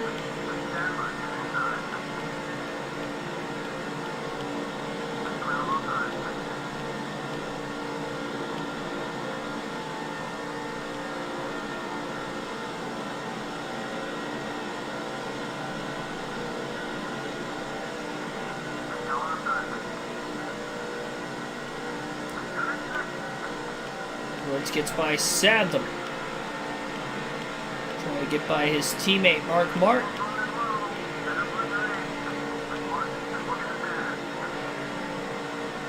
Sadler came into the pits that time.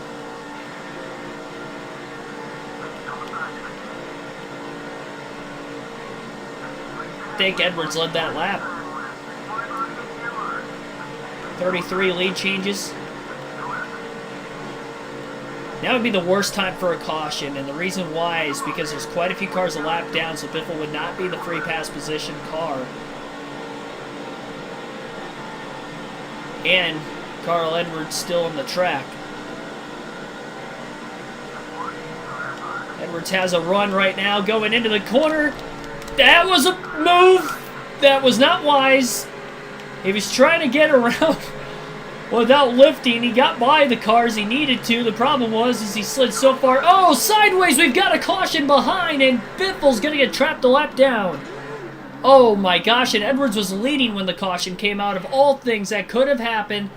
And it was Casey Mears who has spun and flipped over in turns 3 and 4 all on his own. I don't know if he blew a tire. Kevin Harvick was behind him, but he didn't touch him. That is going to change everything here. Edwards will be able to pit under the yellow. That is going to change some things around, as we're right at the halfway point as we get our third caution of the night. I mean, that's not good. That is not good for us. I don't know how many cars are lapped down. I mean, I would think over half the field pitted. It doesn't look like there's quite a few cars at pit road. As long as we can race our way to 29th. As long as we can race our way to 29th while being a lap down, but if there's not that many cars a lap down, then we're in trouble, because we're going to have to get the free pass at some point if Edwards potentially wins. There are not many cars a lap down. That is not good. I thought there would have been more a lap down, honestly. So 11, so there's 11 cars a lap down. There were 42 in the race. I don't know if Casey Mears DNF'd or not. Green flag, by the way, back in the air here. Edwards restarts 11th. He was second out of the pits, but 9 cars were on pit road when the caution flag waved, or were coming out of the pits that got to restart the lead on fresher tires.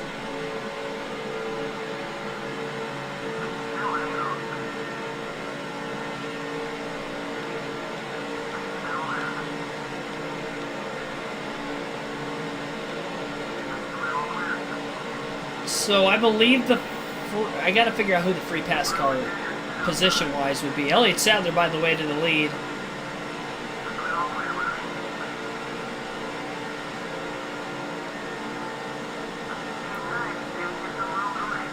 .34 lead changes now. They're stuck behind Terry Labonte on the outside.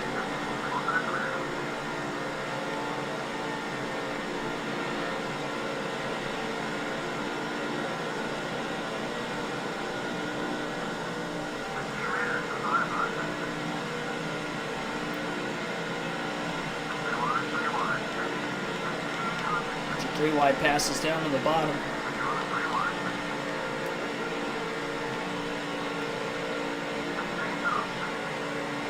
Mike Bliss was the free pass car.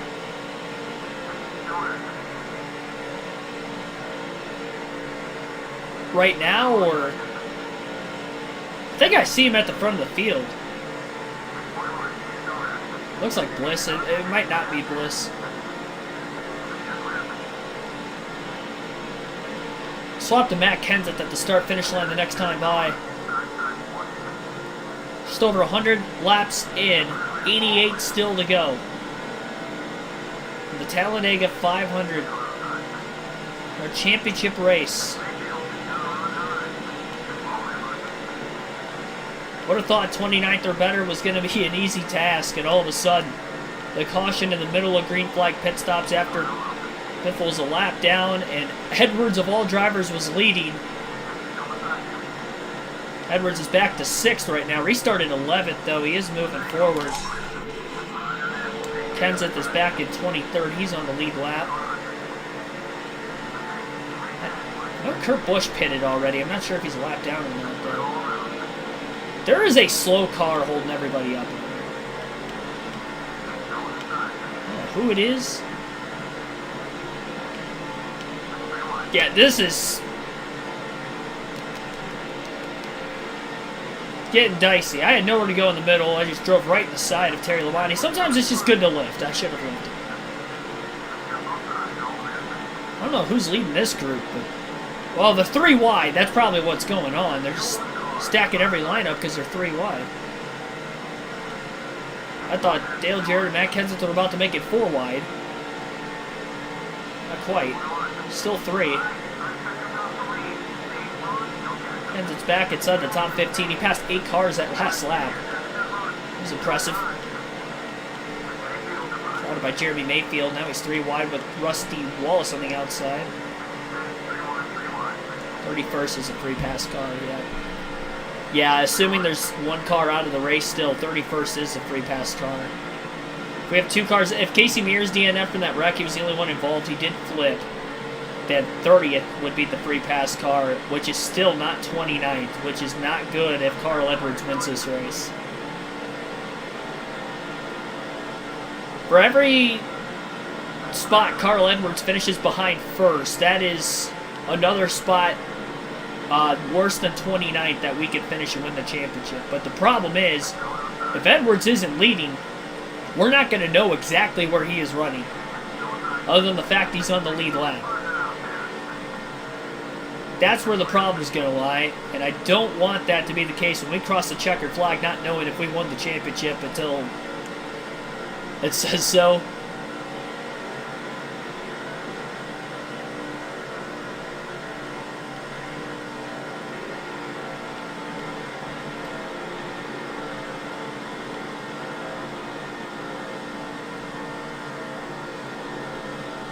Yeah, this has gotten interesting for those of you just tuning in.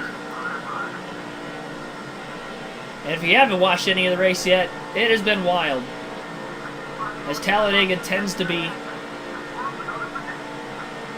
And I'm the bonehead that decided to make this a championship race in our custom schedule season, hoping that maybe we could clinch the championship before we got to the final race of the season. That was not the case. But we came in only having to finish 29th or better with our driver Greg Biffle. Unfortunately, we are lapped down. Caution came out in the middle of green flag pit stops right at the halfway point. I think right at lap 94. And as a result of that happening, now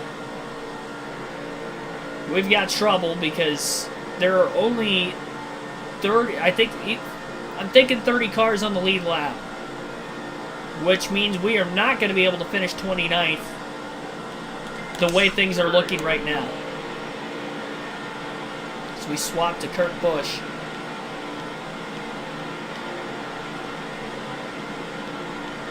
Four laps with him, and then we'll go back with Greg Biffle the rest of the race. Kurt Busch on the lead lap. The only Roush car not on the lead lap is Greg Biffle. Well, Biffle's not on the lead lap, no. Yeah, we were on the wrong side of that strategy, unfortunately.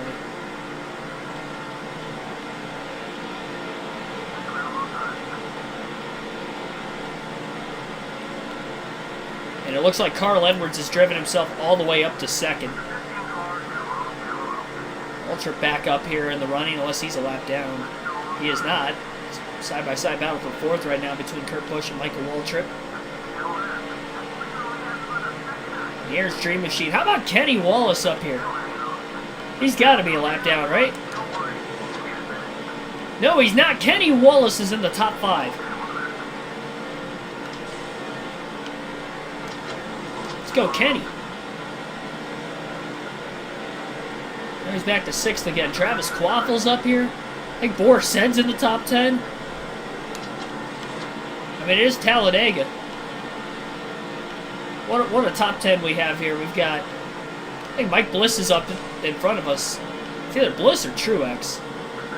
If it's Mike Bliss, then we would have Mike Bliss, Michael Waltrip, Kenny Wallace.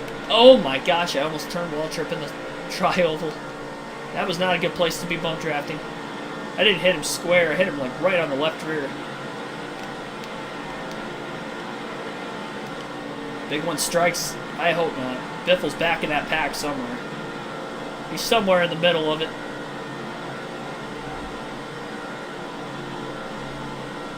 A lap and a half here with Kurt. Try to get him to the lead. Continuously bump drafting Michael Waltrip. Trying to get the 15 and the 97 up there. One of those cars is a lap down. I mean, yeah, that could have been a worse yellow. I mentioned it a couple laps. Well, right before we got into green flag pit stops, I mentioned that if we did get a caution somehow in the middle of green flag pit stops, which we did, Casey Mears decided to spin out. I mean, it looked like he blew a rear tire just the way he spun out in the middle of the corner all by himself. Had to have been a car that didn't pit yet. I'm hoping he's out of the race just for the sake of having that extra position. No guarantees there. Sadler continues to lead for right now, but he's in danger of losing it to Carl Edwards of all drivers. Edwards to the lead at Talladega. Speed lead change number 35. And Mike Bliss is the free pass car right now, all the way up with the leaders. We'll go back to Greg Biffle for the rest of the race. 34th is where he sits. So he's only got a few positions he can actually pick up while still being a lap down. We'll let the 101 car go. We'll drop in line behind him. 3 wide out of the rear view of the 16 right now. The Evernham cars in the middle and outside lanes. With a quick push to the 101.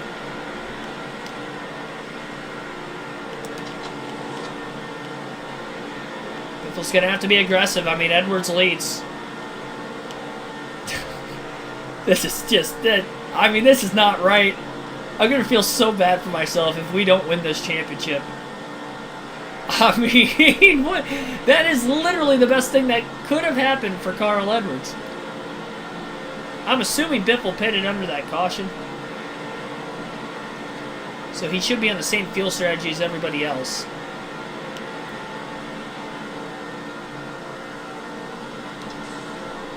At least that's good. Championship over? I mean, it's not over. Like, I mean, we still have 79 laps to go. But if we don't get back on the lead lap, I mean, we're going to have to be in the free pass. We're going to have to be in the free pass position, get a caution. And that's going to be tough because we're at Talladega to try to hold on to it. As many cars a lap down as they are, and there's some fast cars a lap down. And Mike Bliss is right up there with the leaders. I mean, the best thing that can happen, Bliss gets around the leaders. And then we're in, like, 31st. Shot to the back of the 40 of Sterling Marlin.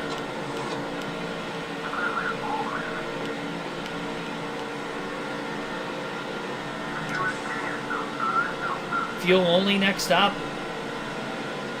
We might have to. This has just not been a good race by any means for Greg Biffle. He had a pit road speeding penalty under the first green flag stop. The second green flag stop, the right front tire changer made a mistake, which put us as far back in the field as we were. We flipped. Elliott Sadler turn 3 style at Talladega. Kind of similar to what happened to Casey Mears, actually. Well, the difference, ours looked more like Sadler's. Casey Mears, he just spun out, backed it into the wall. And when he came back across the racetrack onto the apron. We spun very early in the race, too. Off of Dale Jarrett's front bumper. I didn't hit anything there. I slid through the grass. Caution came out, but didn't hit the guardrail or anything on the inside. Pass on that fantasy driver is for position. That's going to move Greg Biffle up to 33rd. Right behind his teammate Mark Martin. I'll tell you what, this is going to be 76 laps of just anxiously hoping that Carl Edwards does not win this race. And anxiously just waiting for that caution flag if we could get to the... I mean, it doesn't matter if we don't get to the free pass position. Unless we get a few yellows, and then the cars that are still in front of us that are lapped down, they get their laps back, and then we eventually get our laps back. We're going to have to pit under the cautions whether they pit or not. Even if it puts us back in traffic a little further, we have to do it.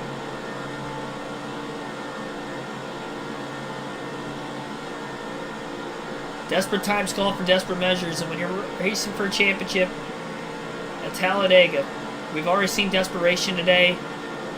And between Greg Biffle and Carl Edwards, they're only going to get more and more desperate the later we get, and especially the way things look right now with the championship on the line. And it is legitimately on the line. I mean, the points as we run, Edwards would probably be leading by less than 20 points right now. That is how tight it is.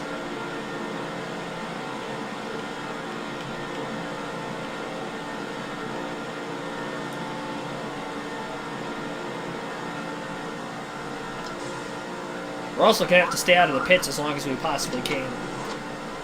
Just in case we get another caution again, so I don't lose another lap. Because if I do that, if I lose another lap, we're toast. There's no chance. Just gotta hope we stay out longer than everybody else. I was able to do that the first stop. The very first stop, we stayed out like 2 laps longer than the rest of the field. Gotta hope for something like that again. Kyle Busch is for position there. That's a move for 32nd now for Biffle.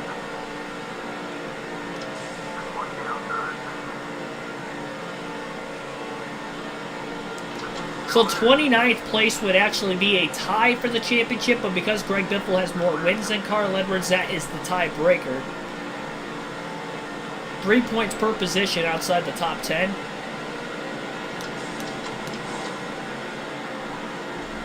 Biffle gonna bump draft Kevin Harvick on the back straightaway. Biffle's working his way through this pack as best as he possibly can. They're getting more and more spaced out the more green flag laps we get.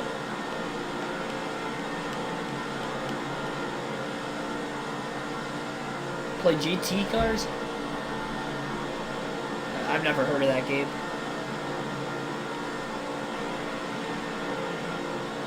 Never really played many racing games outside of NASCAR growing up. I played like a Monster Jam game. I remember on my PSP growing up, a couple different ones.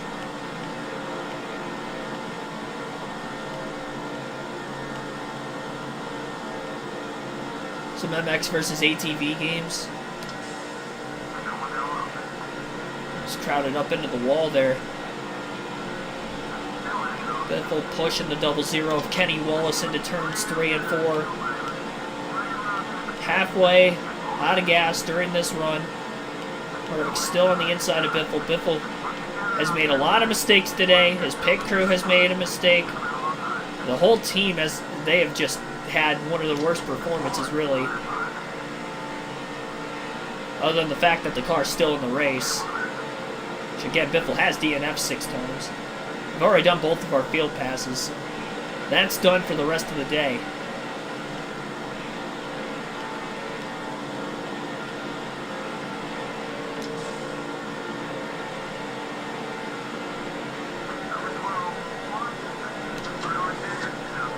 Got a chance to work with another teammate here. I really hope Ryan Newman doesn't turn us. He is a rival of Greg Biffle's. I don't think he's mad enough to hit us.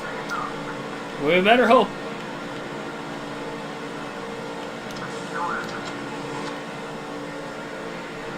Struggling trying to keep up with Kenseth with the way Dale Jr. side drafted him. Pulling the 16 car back just a little bit.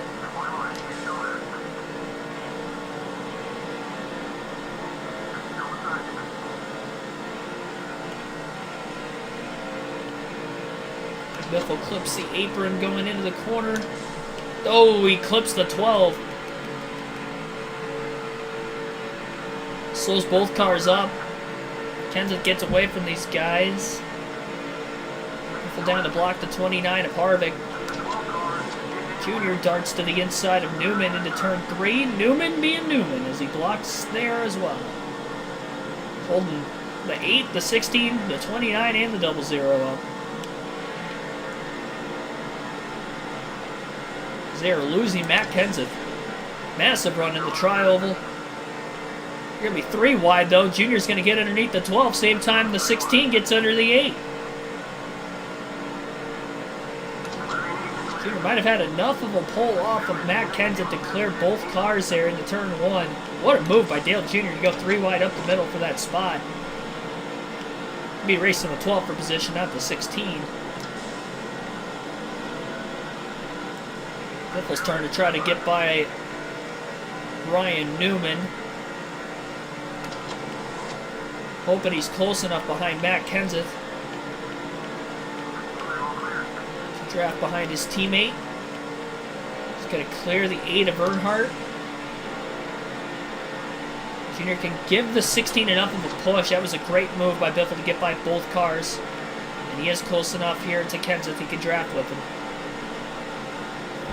I do believe we're going to have 2 more pit stops left the rest of this race. I am definitely going fuel only when I do pit.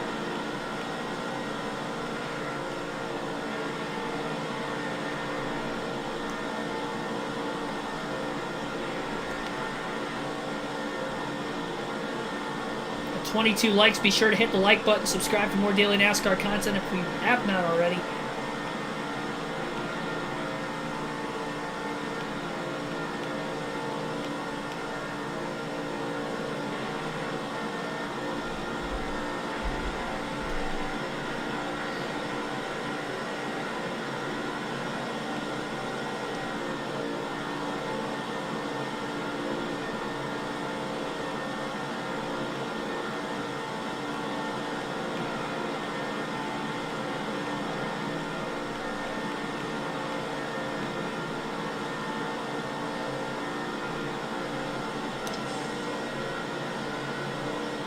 Going to try to push the 17 by the 15.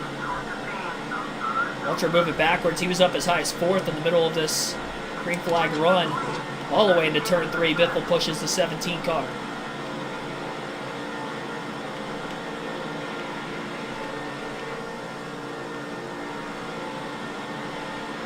Here's Mike Bliss. He's in 31st.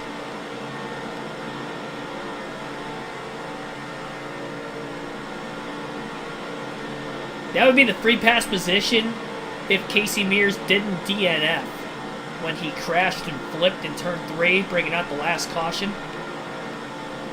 And he was the only car involved in that wreck. So if Mears is out, the 30th place would be the free pass spot. And so again, getting pushed by Biffle. Biffle didn't want to pull out a line there. He's closer and closer. Just towards that outside lane that time. If we're going to make a move in the tri-oval on Kenseth.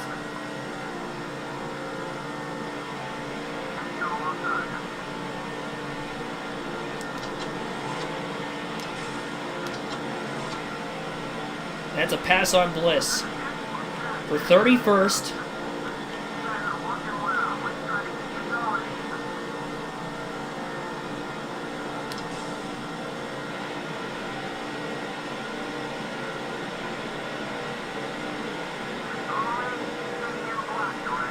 A run on Johnson. Oh, that got dangerous in a hurry.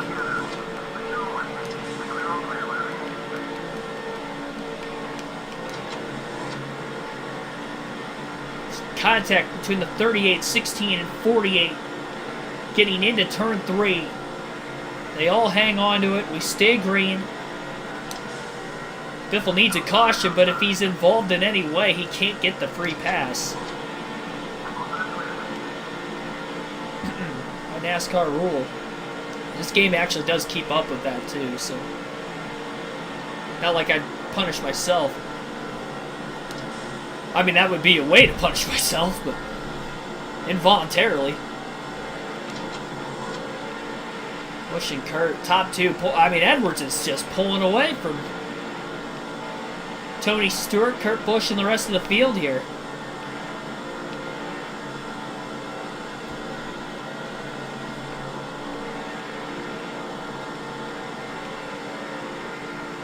Still have 64 laps to go at the line.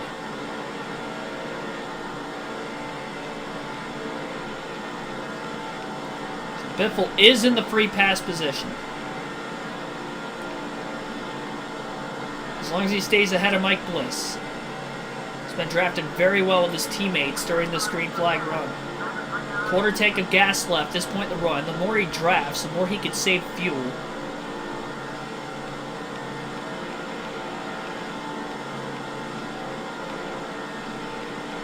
I mean, Edwards might lead the most laps, too. Now, we were factoring in, if he wins the race and leads the most laps, I'd have to finish 29th or better. And we both led a lap, so that kind of cancels each other out. So, yeah, if he leads the most, that's where I'd have to finish 29th. And honestly, he's leading a lot of laps right now and pulling away. So he may very well lead the most. I mean, he is doing what he needs to do today. He needs the help, and so far he has gotten it. Still 2 more stops to the end. We stayed green through the first set of green flag pit stops, but not the second set. So we'll see under this third stop. Actually, technically, it's going to be the 4th stop of the race. So it was the 3rd stop where we had the caution in the middle of. Earl Arnold Jr., thanks for tuning in.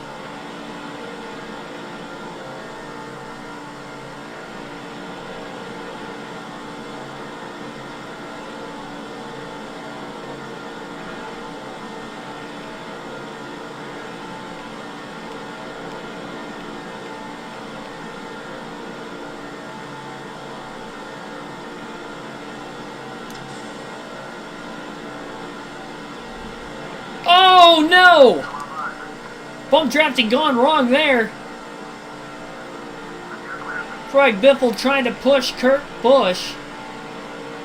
Just about sent him around. He didn't hit the wall, he probably would have spun.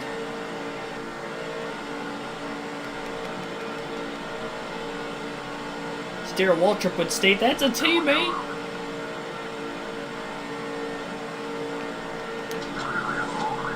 We'll have to synchronize once again. 60 to go next time. Actually, we do have 60 to go right now, considering Biffle's a lap down. So, 60 laps left in the Talladega 500. Got a couple cars on pit road. Only 2 of them pit that time.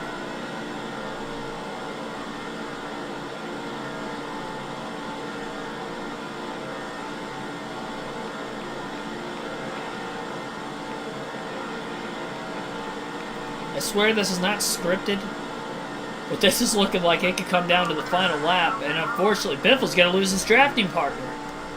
Kurt Busch just pitted. And honestly, if he didn't get into Kurt Busch wrong while bump drafting him on the back straightaway, he probably would have been to Tony Stewart by now, could have been behind him, but that is not the case anymore. Biffle in 30th. Kyle Busch right there.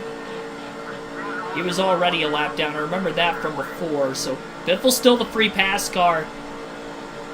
If we get another weird caution, Biffle's going to have to pass all the cars Edwards would pass. It's Edwards and Stewart pit very soon here. Edwards does not. Stewart stays out too. And Biffle doesn't have that single car speed anymore after wrecking earlier.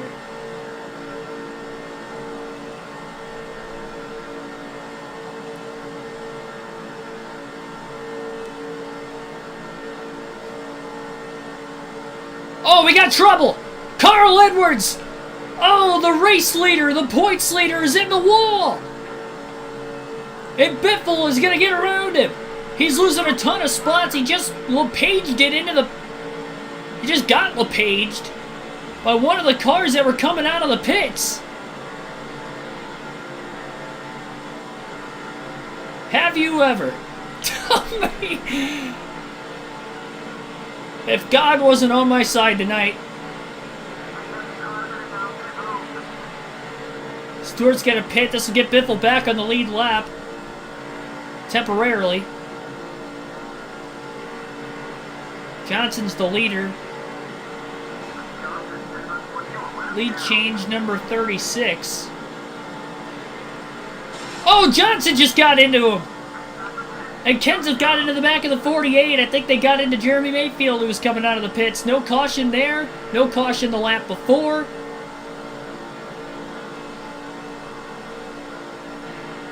Michael Waltrip to the lead. Let's go, Mikey. I'll tell you what, this race is flipped upside down more times than I can count. I have to use my fingers and my toes to count. Biff will stay out one more lap. He is hoping for a caution right now. Kevin Harvick going to stay out. He'll lead this lap. Lead change number 37. First time Harvick will lead today.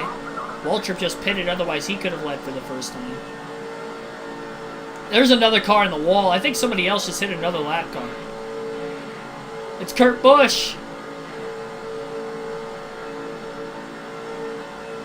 Caution! Biffle's back on the lead lap. Oh my gosh.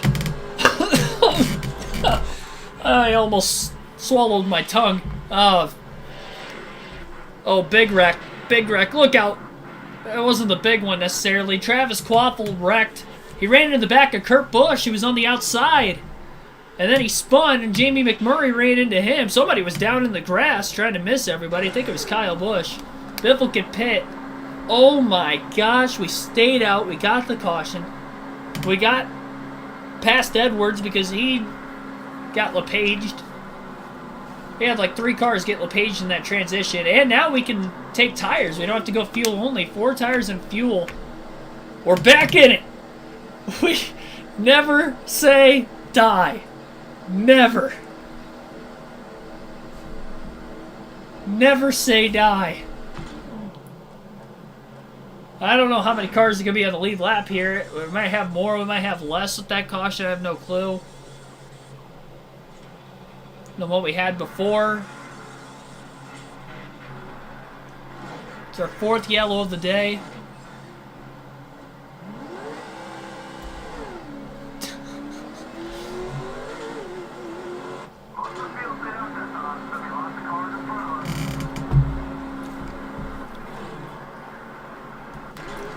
Unbelievable. Here we go to the restart.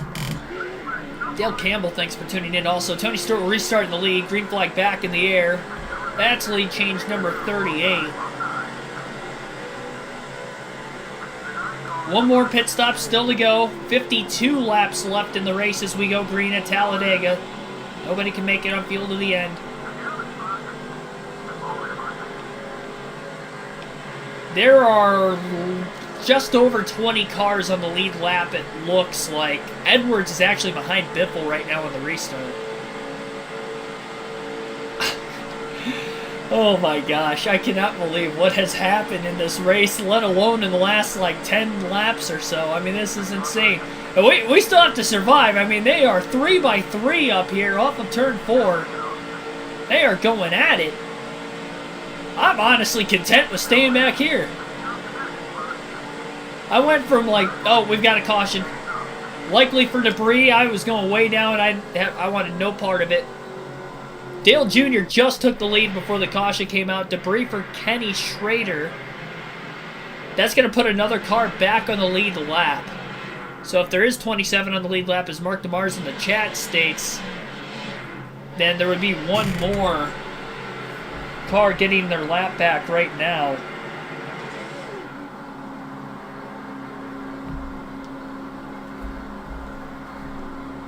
I'm staying out.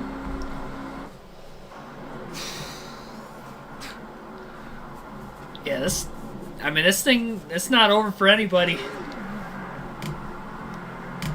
Green flag back in the air. Biffle restarts at 18th. Still unaware exactly how many cars could be out. 4 wide on the restart. Biffle quickly down to the bottom. That was about as good of a restart as he could have had there.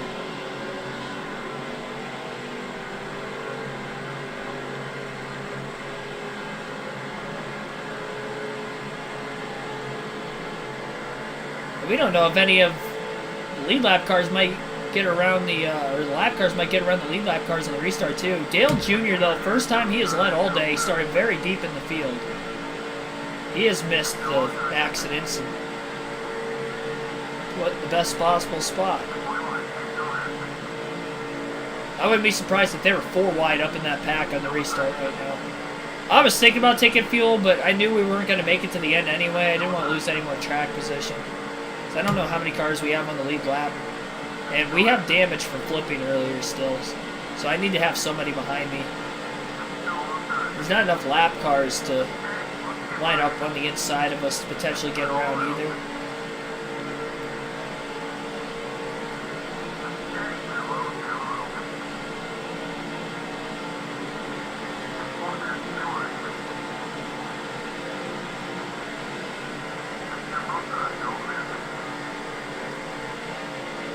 A lot of three-wide racing.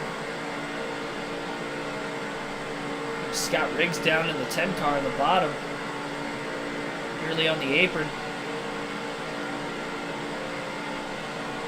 46 laps remain at Talladega. We have had 5 cautions.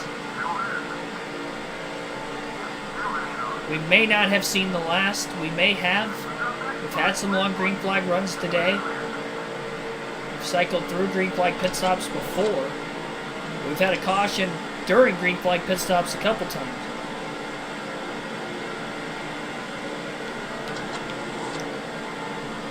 Greg Biffle going to have to navigate his way through the pack here. Could get treacherous because they are 3x3 right in front of him. They are 3x3. Oh, they're 4 wide. 4 wide now off of turn 4.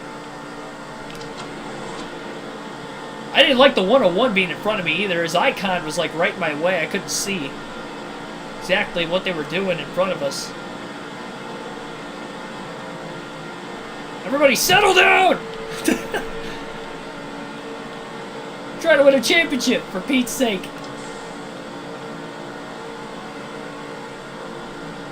Said there hasn't been enough chaos.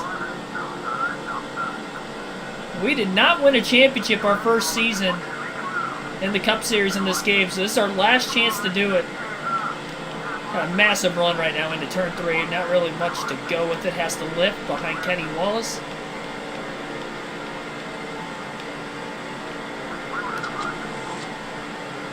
Tony Stewart to the lead. Gets by Earnhardt. 39 lead changes now at the line. If I'm keeping track, I might have missed some.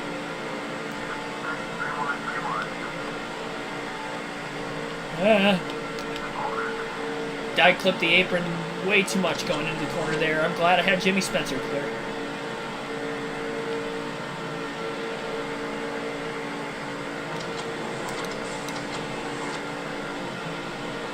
Survive to the end and win the championship. The later we get, I mean, everybody knows, the later and later the Talladega races get, the harder and harder it is to survive.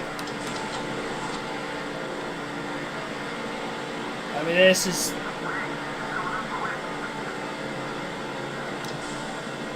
This is insane. I mean, this is hair-raising. Edge of your seat action.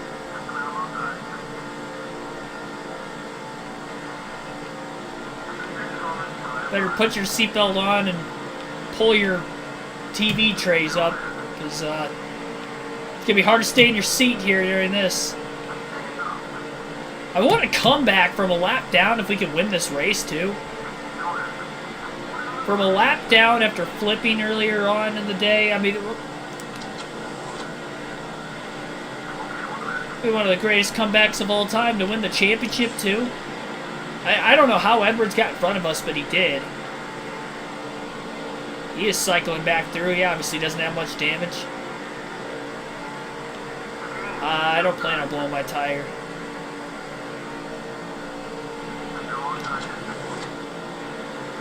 Put the big boy britches on.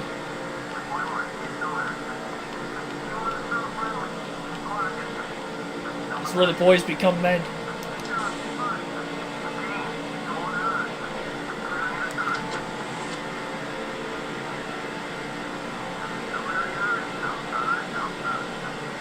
Just past Carl Edwards for 13th on the racetrack. Biffle soars his way by Harvick for 12th now into turn 3.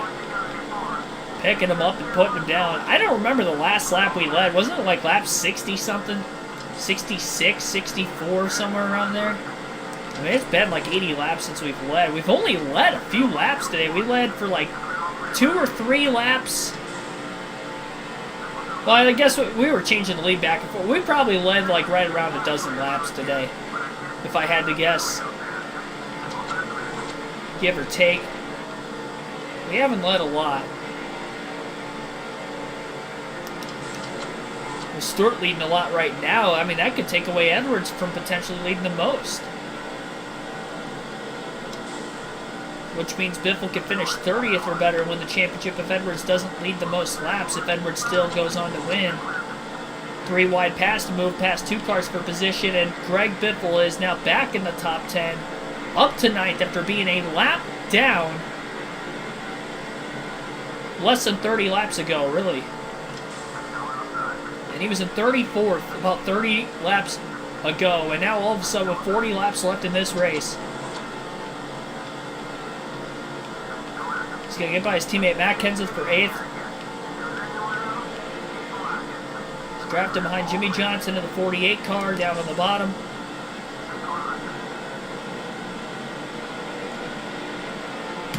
Give Johnson a major push on the back straightaway. All those cars he just passed on the outside were all lapped down. Kurt Busch slides out right in front of the 48. I think he saw his teammate Biffle pushing Johnson. Bobby Labonte was actually for position there. Johnson to the inside of Kurt, trying to get by him for a spot. The Kurt could be a lap down, actually. He was involved in that last caution. He was the guy that got ran into from behind by rookie Travis Kvapil. Nope, he is still on the lead lap when the caution came out, I guess. Got some damage to the rear bumper of that car for sure. Probably the right side of the car after smacking the wall right before that. Yeah, maybe the front, whoever he ran into. Car's probably damaged all over the place. Now that I think about it. Biffle back in the top 5 as he gets by Jimmy Johnson. I don't know if he's close enough to draft behind Kyle Busch. Busch is a lap down, maybe even 2 laps down. Johnson got in the wall off turn 4 somehow.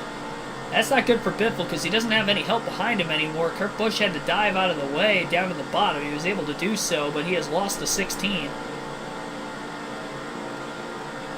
Don't think the 16 is quite close enough to the 5 of Kyle Busch. It's close.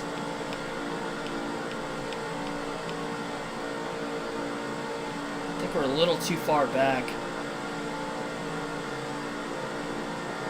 I don't know. That's really tough.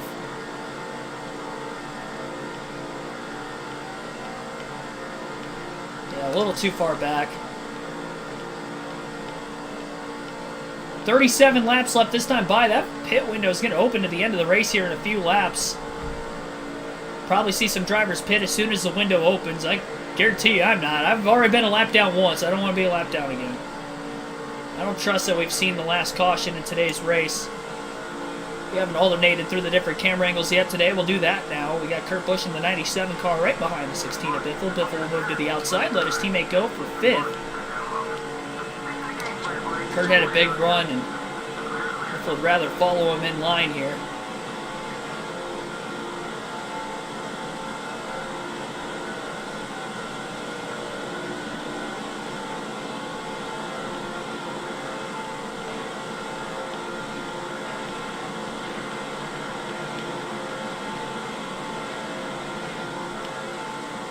Hope Kurt Busch doesn't pit. He bailed on us last time, and then he got caught up in a wreck, so it was kind of like karma. Although we almost turned him the last time we were drafting with each other, so maybe it's better that that happened. Gonna have to work with each other now, though. Get spaced apart a little bit. They'll only space apart more if we get to green flag pit stops.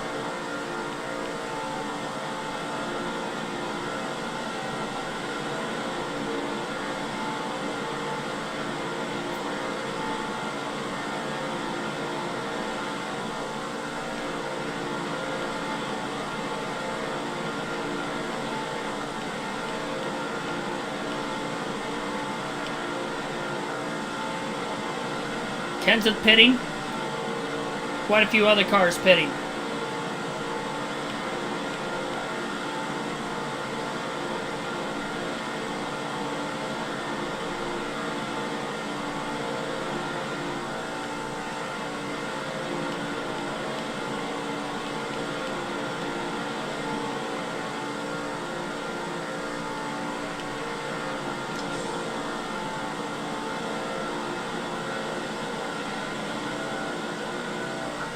Biffle with that massive run underneath Kurt Busch. Is he close enough to Kyle this time? Don't know. Don't think he is. Think he made the move a little too early again. Well, actually, Kyle's pitting this time, so that actually hurt Biffle. So he definitely wasn't close enough. That being the case. Got some lap cars coming out of the pits, down on the bottom of the track. Gonna have to be careful. I just hope they don't wreck in front of... Oh, well, right as I say that, we got trouble! Trouble right in front of the points leader. He's gonna get to the inside. Caution's out for the 6th time. I think that's about the 5th time I've wet my pants tonight. We're okay. Shane Meal, Elliott Sadler got together. He didn't even LePage him. I mean, Sadler drove down to the apron. He wanted to commit a double murder-suicide and just decided to end his life going into turns 3 and 4. Virtually, of course. And we've got a caution. 4 tires and fuel. Final stop. This is the money stop. Put a couple extra cars a lap down. Somebody got the free pass though too. And there were a couple cars that weren't a lap down yet when the caution came out that are definitely going to be in front of Biffle on the restart, which is kind of the same case that it was the last time. We only got up to 5th. Will that be the final caution?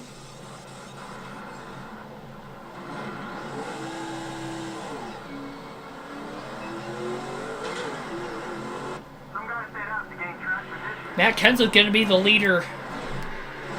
I believe that is the 40th lead change, 41st, 42nd lead change, somewhere around there today. Green flag back in the air. We're down to 30 laps to go at Talladega Super Speedway. Biffle 7th on the restart. He's going up the middle, 3 wide. Sadler's got a lot of damage. His hood is flapping. That's probably going to come off and bring out a caution eventually here. He's getting a little loose there, getting up to speed, trying to stay in front of the 12. I do think Sadler's hood's going to... I really hope we don't run it over. We've got a pack 3 and maybe 4 wide behind us. And Sadler is literally one of the first cars in front of us. 4 wide. They might be 5 wide off turn 4 up there. They were at least 4. It has been pandemonium at Talladega the last 40 to 50 laps. Oh, we got trouble. Oh my gosh. It was the hood of Elliott Sadler's car. I saw a bunch of smoke. And we have another caution. Biffle was just shaking everywhere trying to miss it. I actually hit it, but I didn't run it over, so I didn't blow a tire, but probably put a hole in the right front.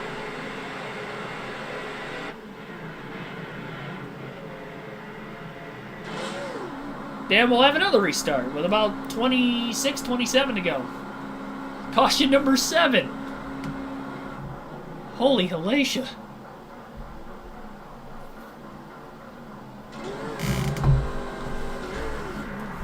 Okay, now I've wet myself 7 times. Green flag back in the air. Really hope that didn't do a number on the nose of the race car. Pull to the outside of the 38. Oh man, they made contact. That's going to slow up the 16 on the restart here.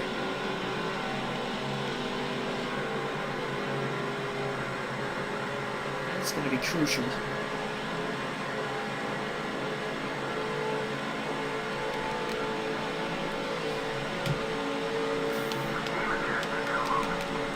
That was not wise. That's going to check us up again, too. 3 wide behind Biffle, and Biffle's going to be 3 wide middle. Off turn 4. We got a car in the wall up there, that lead pack. There were 4 wide. 3 cars at the bottom of whoever it was that got into the wall. There's contact off turn 4 with Jason Leffler and Greg Biffle as well. Biffle holds on to 6. Joe Nemechek was the only car that him and Sterling Marlin got around him. They're both a lap down. Matt Kenseth continues to lead in this race. Carl Edwards is a lap down, just realized. Is he actually? Oh my gosh, I can't keep it off of everybody.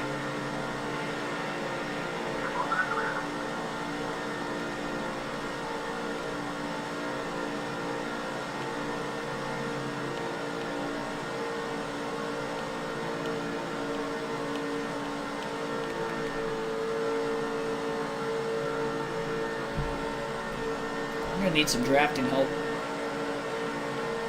Try to get back in this. Big picture's the championship. Got 24 laps to go. Biffle gonna move to the outside here. He's gonna let a couple cars go by. Sterling Marlin is not clear as he moved up a little early. Tony Stewart gets by as well. Biffle back to 8th, but hangs on, kept it off the wall.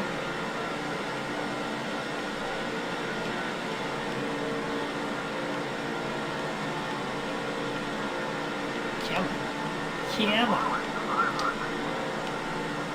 Marlin got a little loose off turn 4. Biffle gets that spot. Tony Stewart's led a lot of laps today. This is a good car to follow if you're Greg Biffle.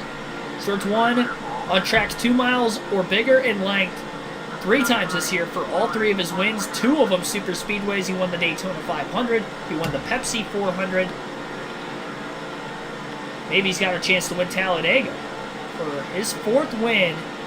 Again, all on these bigger tracks. 3 of them super speedways if he can get the W today. Biffle 2.5 seconds off the lead in the 7th place position. We have had 7 cautions. Have we seen the final one?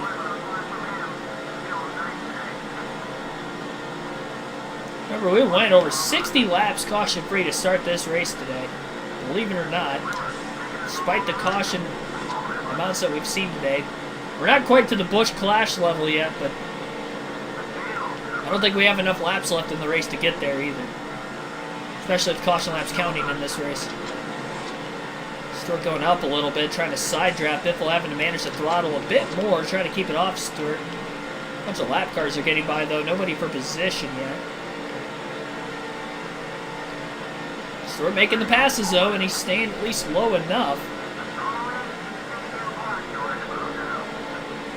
Would like to keep going with the 20 of Stewart.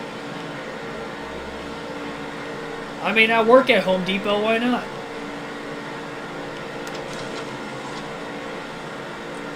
Scott Riggs into the wall off turn 4. He got tight when the 16 moved up. He moved up to get a draft off the Haviland dodge of Jamie McMurray there. Couldn't keep up with Stewart. McMurray, 4th position. That moves Biffle to 6th. Every spot 4 before a potential another restart, the better. Biffle hasn't been great on restarts today. He had one really good one, that was about it.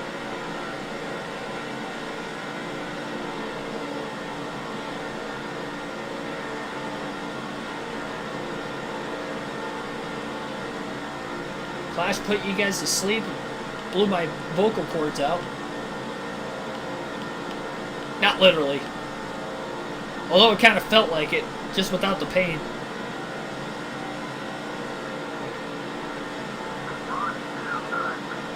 Ricky Rudd in the 21. Wood Brothers machine is a lap down. That is not a pass for position either. I think Sadler, even without his hood, is still in the lead lap. And honestly, I don't think Casey Kane's on the lead lap. So I'm thinking the top 4 are those other 4 cars a little bit further up ahead. Biffle trying to get Stewart to move down. He does. Biffle was moving down a little earlier, but not looking to pass the 20. Let's stay in line behind him.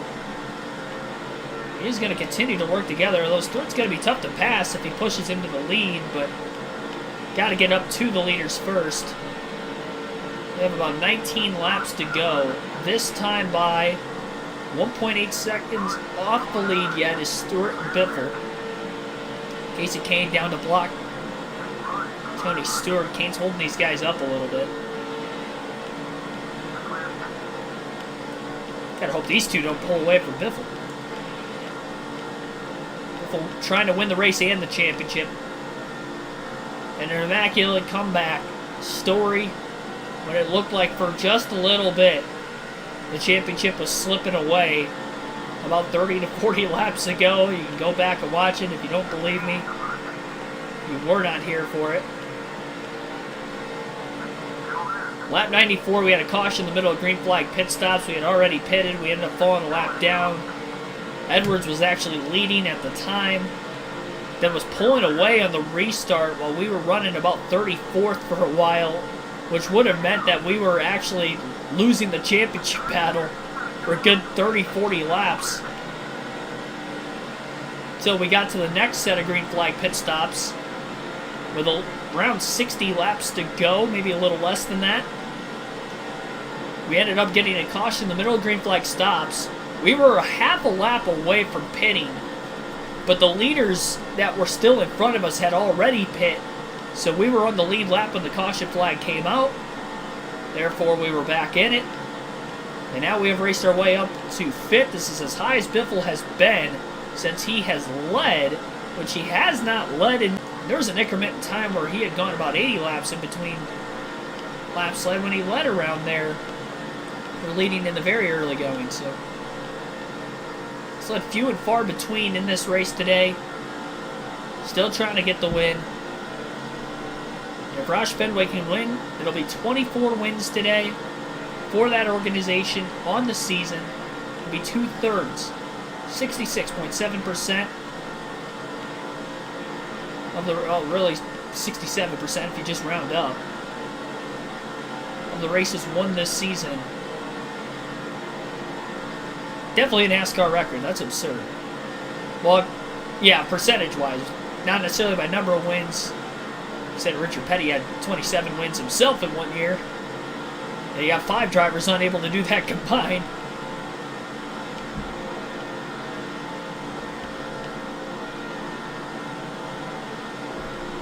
Modern era record, at least.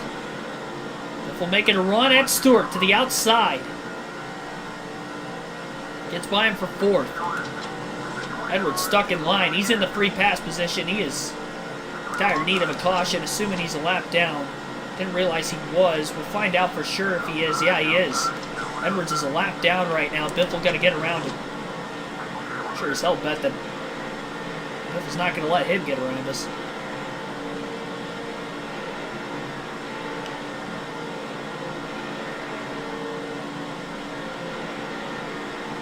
So Greg Biffle up to 4th. Kenseth surprisingly kind of pulling away, even though there's a pack of cars back here. Maybe not staying organized enough. They're going to get a massive run at this 17 car, though, if they do get organized. Stewart to the inside of Edwards, trying to keep up with these guys right now. Biffle to the inside of Junior, and now you've got Ford's 1, 2, 3. Kenseth's car just bottomed out going into the corner. And Elliott Sadler, who brought out the last caution, which was for debris, lost his hood, is up to 2nd. Unbelievable.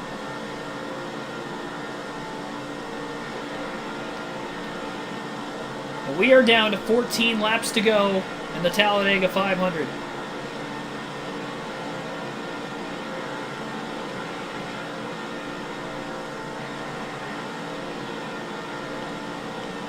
We're going to make this a show to the end here.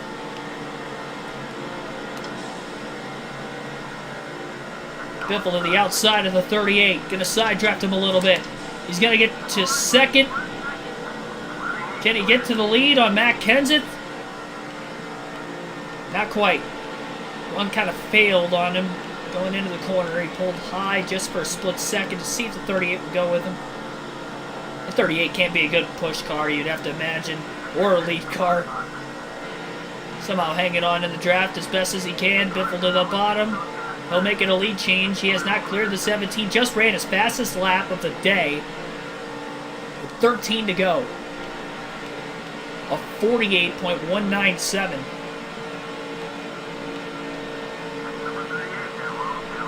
Kind of reminds me of the Old Spice Speedway race at the end where we were running our fastest laps in the final 10 laps.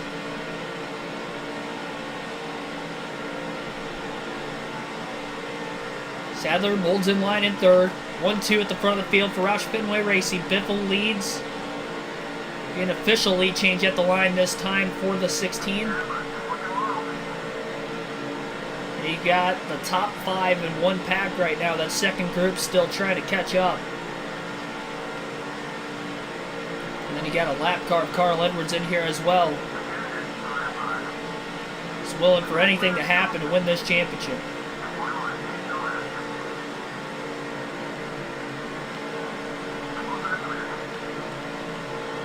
So Biffle back in the lead for the first time in over 90 laps. Coming from a lap down. Side drafting Matt Kenseth. Now trying to go out with a win in the race.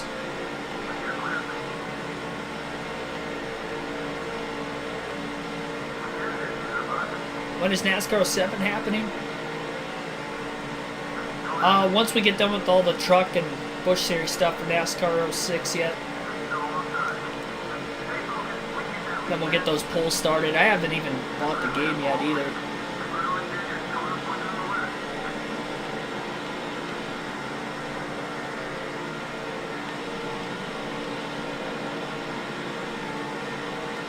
Definitely going to be after the start of the actual season.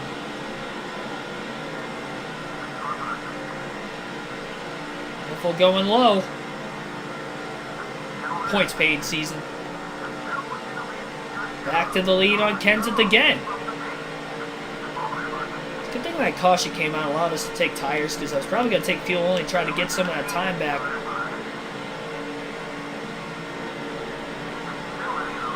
Come back to battle for the lead here with a little bit of time to spare. 10 laps to go at the line. Kenseth leads that lap by inches over Greg Biffle. Shaping up for another wild Talladega finish. Maybe a photo finish at that. We've had some good finishes this season, but might have saved the best for last. Our final cup race on NASCAR 06 on the channel.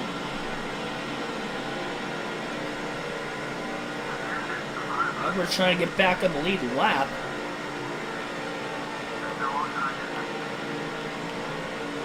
Biffle slides up. Can't clear. 3 wide goes Earnhardt to the bottom looking for the lead. Biffle back to the outside.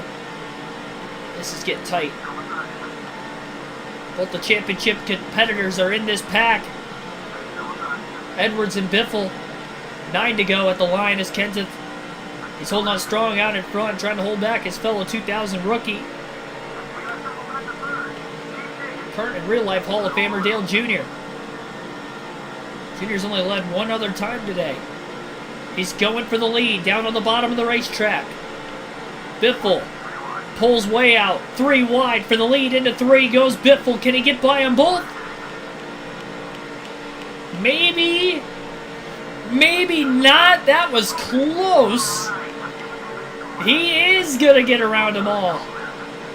What a move by Greg Biffle. Kenseth, I think, lifted. He was to play it wise here. He wanted to keep himself in the race. Still have 8 laps to go. Biffle back out into the lead. We're tallying more lead changes late in this race.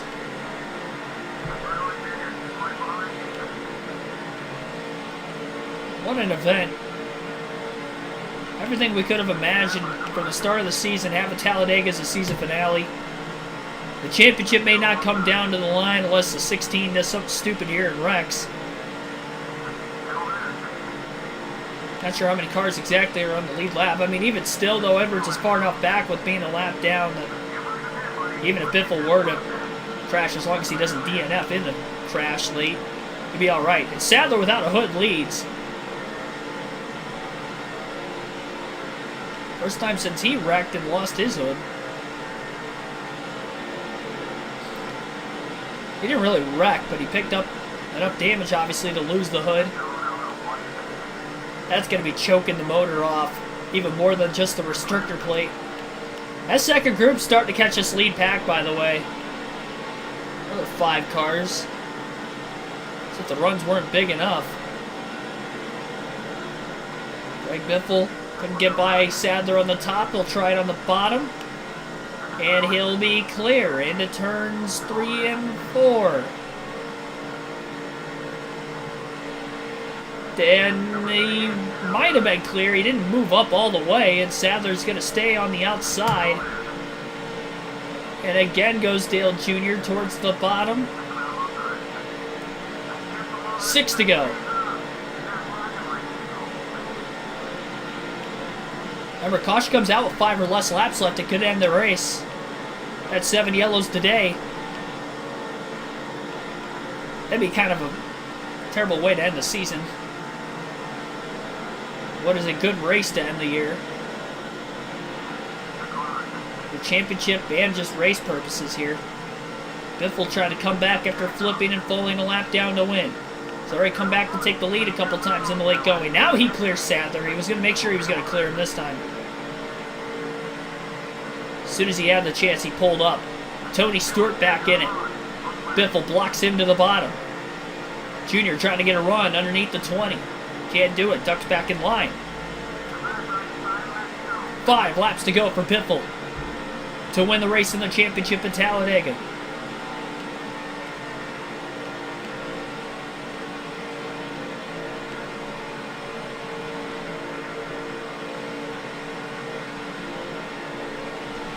To not be good on the super speedways, on the EA Sports games, and to potentially go out and win 2 of them. In fact, the last 2 of them this season, of the 6 we had total, the 3rd Daytona race at night, and potentially the 3rd and final Talladega race. That would be unbelievable. About as unbelievable as this turnaround in the race and really just the final quarter of the season for Biffle. If he wins today's race and holds on for these final 4 laps, he's going to go on to win the final 4 races of the season. As I say that, Junior's going to get to the bottom challenging for the lead, but it'll be the last 4 wins of the year. And he'll end up winning 7 of the last 9.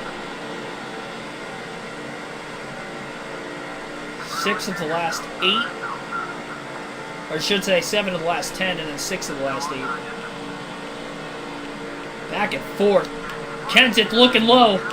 3 wide for the lead off turn 4. They're coming for 3 to go.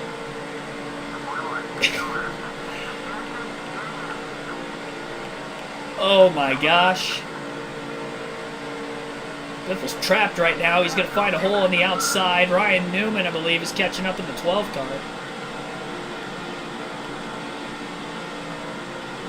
Newman.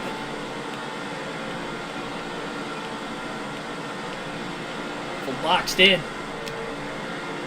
Nowhere to go. 4 wide. Oh, he just cleared the 99. I bobbled. I wasn't even trying to block him.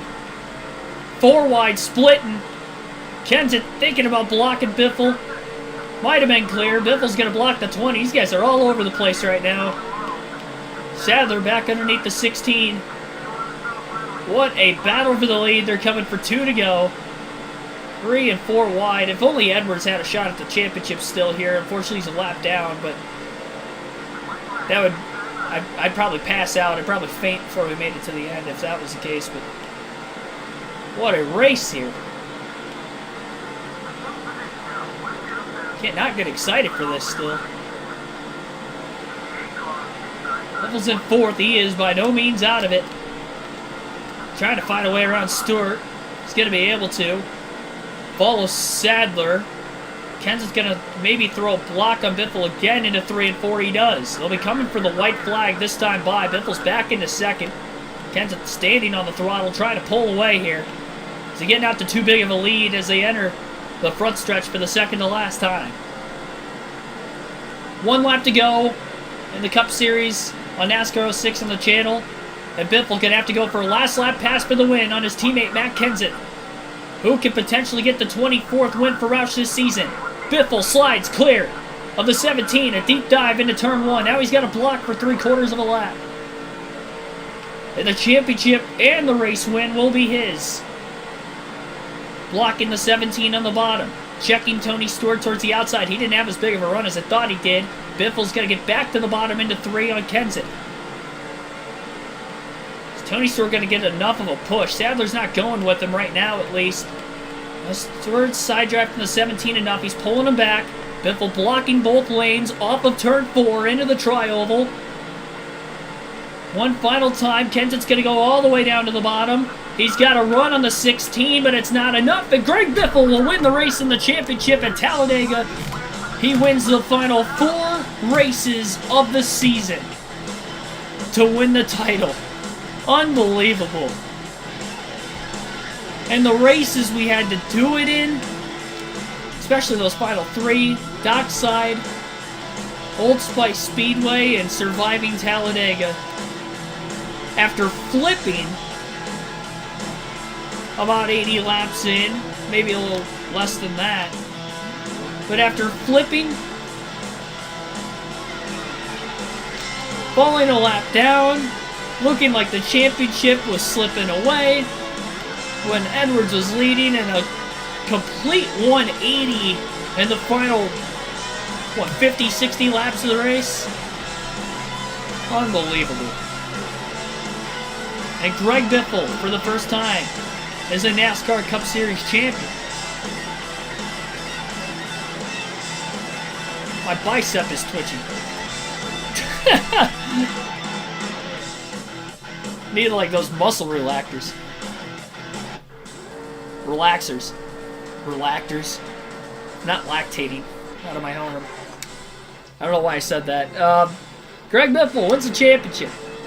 29 laps led. We led more than what I thought we did, but granted, a lot of those were when we took the lead with about 13, 14 to go. 53 lead changes today. That's unbelievable. I don't think that... Yeah, that wasn't the NASCAR record. I wouldn't have thought at this time either. But 53 lead changes, quite a bit. 7 cautions for 21 caution laps. 1/10 of a second margin of victory. 1-2 finish for Roush Fenway Racing. 3 hours, 18 minutes, 19 seconds on tonight's race. Under 51.29 miles per hour average race speed. And Matt Kenseth led the most laps today with 40 laps led. I would not have thought he led the most. He led a lot there towards the end. And that propelled him to get the most laps led. Be interested to see where he finished. We'll go through the full points standings here before we exit. Tony Stewart, 3rd. Elliott Sadler, 4th. Dale Jr. rounds out top 5. He finishes 5th. Ryan Newman, highest driver to not lead a lap, finishes 6th. Case Cade, 7th. Started deep in the field. Bobby Labonte, 8th. Mike Bliss gets another top 10, finishing 9th. And how about Sterling Marlin getting a top 10 in the season in 10th? I want to count how many different drivers led today because we had quite a few. Not as many. I mean, we had a lot more lead changes than what we had leaders, but... Let's see, 5, 6. Mark Martin finishes 12th. 7, 8. Kurt Busch finishes 15th. That's 9, 10. Carl Edwards led 26 laps. It's 11 different leaders. And we only had 20 cars finish on the lead lap. Edwards is the first car lap down at 21st. I think he'll still finish 2nd in the championship. And Jeff Gordon DNF'd, lap 80. So he was the first driver that blew an engine today. And he had a fast car. He blew an engine in 2 of the last 4 races. It cost him the championship. Unbelievable. So we had 12 different leaders. 53 lead changes just between those 12. Unbelievable, honestly. How competitive the top cars in the field were. Still had guys peeking in there late that didn't lead, like Casey Kane and Ryan Newman.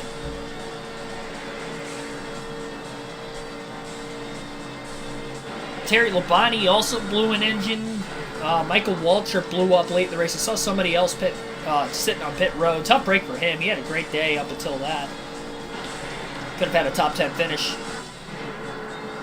Brian Vickers, I guess, blew an engine late as well. And some guys finished 2 laps down. So we had 4 DNFs in our season finale. And we get to celebrate a championship with the Biff. I don't drink alcohol, so no champagne. I'm not giving myself a Gatorade bath tonight either, sorry. I feel like getting my floor very sticky. Or my clothes very sticky. Or my body very sticky.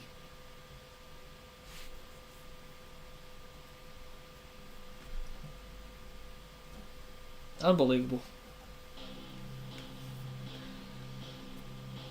I mean, what a season, but what a race. I mean, we had storylines all over the place. We ended up winning by 100. Oh, wow, Edwards didn't finish second. Good run for Sadler. Sadler finishes second in points. Gordon DNF'd again. He fell way back. Gordon finished seventh. Jeff Gordon was leading in points going into Chicagoland with 4 races to go. And in the last 4 races, he blows 2 engines and ends up finishing 7th in points. If he didn't blow those 2 engines, he was leading in both races. He was leading while he blew an engine like 80 laps into Chicagoland. And remember, Edwards blew an engine in that race too. It could have been a tight, and he was leading before Gordon when he blew a motor. It's just a weird end of the season. And this race kind of put the icing on the cake for that. How about Elliott Sadler finishing second in points for Robert Yates Racing, though? Guy who had single-digit wins in his Cup career, and he ends up finishing second in points in 2005 in what is arguably the toughest era of NASCAR. Just with the world-class drivers that they had. Championship winners, guys that were in their prime at this time. Jimmy Johnson. I mean, you can argue Mark Martin was still competing for titles, obviously, at the time. Kurt Busch was coming off a title. Kenseth won a couple years before that. Dale Jr. was running his best statistical career seasons. Tony Stewart, Jeff Gordon, and Elliott Sadler finishes second, and rookie Carl Edwards finishes third by 8 points behind him. Yeah, so even though we won by over a race worth of points, it was looking like we could have lost the championship today. Despite the fact on paper it might have looked like we blew them out of the water, and statistically with 17 wins, I kid you not, with about 60 laps to go in this race, I was starting to sweat a little bit. I'm not going to lie, but I mean, we could have had a more perfect timing caution. Literally 2 laps after Edwards lost the lead, too, and then he goes a lap down the next caution, which also happened in the middle of green flag stops on the final set of stops in the race with less than 35 to go. I mean, that's just unbelievable. And that lapped more cars, too, because we probably had, like, right around 30 or so on the lead lap before that. So it wasn't impossible that he could have still won the championship then.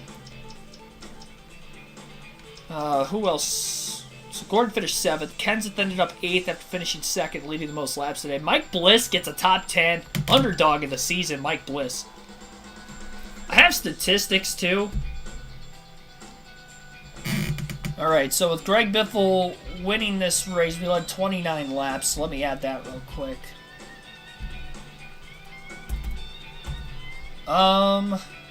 So we ended up finishing with an 11.0 average finish. 3,844 laps led, 17 wins, 23 top 5s, and 25 top 10 finishes. We had the most top 5s, the most wins, and we had the 5th most top 10s.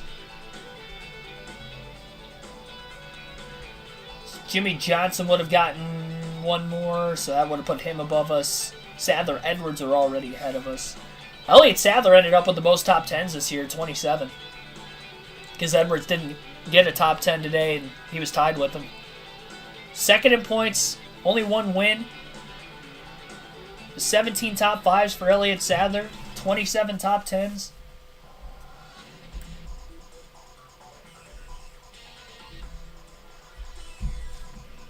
Imagine only having...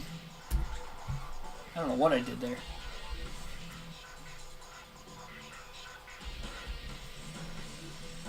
Oh, hang on. Imagine having 17 wins and only having an 11.0 average finish. I mean, we had 60 NFs, like I said, on the season. Listen to the finishes. From the 21st race of the year at Las Vegas. The final 16 races, we finished 1st at Las Vegas, 1st at Kansas, 1st at Darlington, 1st at Dodge Raceway, 37th at Texas, that was a DNF.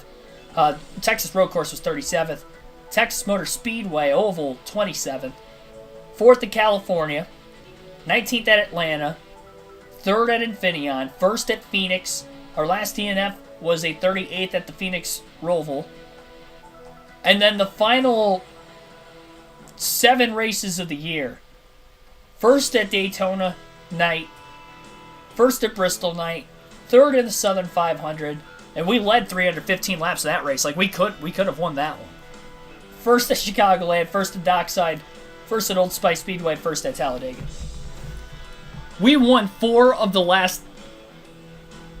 we won the last 4 races. And we won 8 of the last 10. And we lost the Southern 500. I think we got passed for the lead with like 7 laps to go, if I remember right. Kevin Harvick won. He led only the final 7. We led 315 of 367. Like, we could have won. If we won that race, we would have won the last 7 races of the season. If we won that race. We had to go on an unbelievable stretch to win this championship.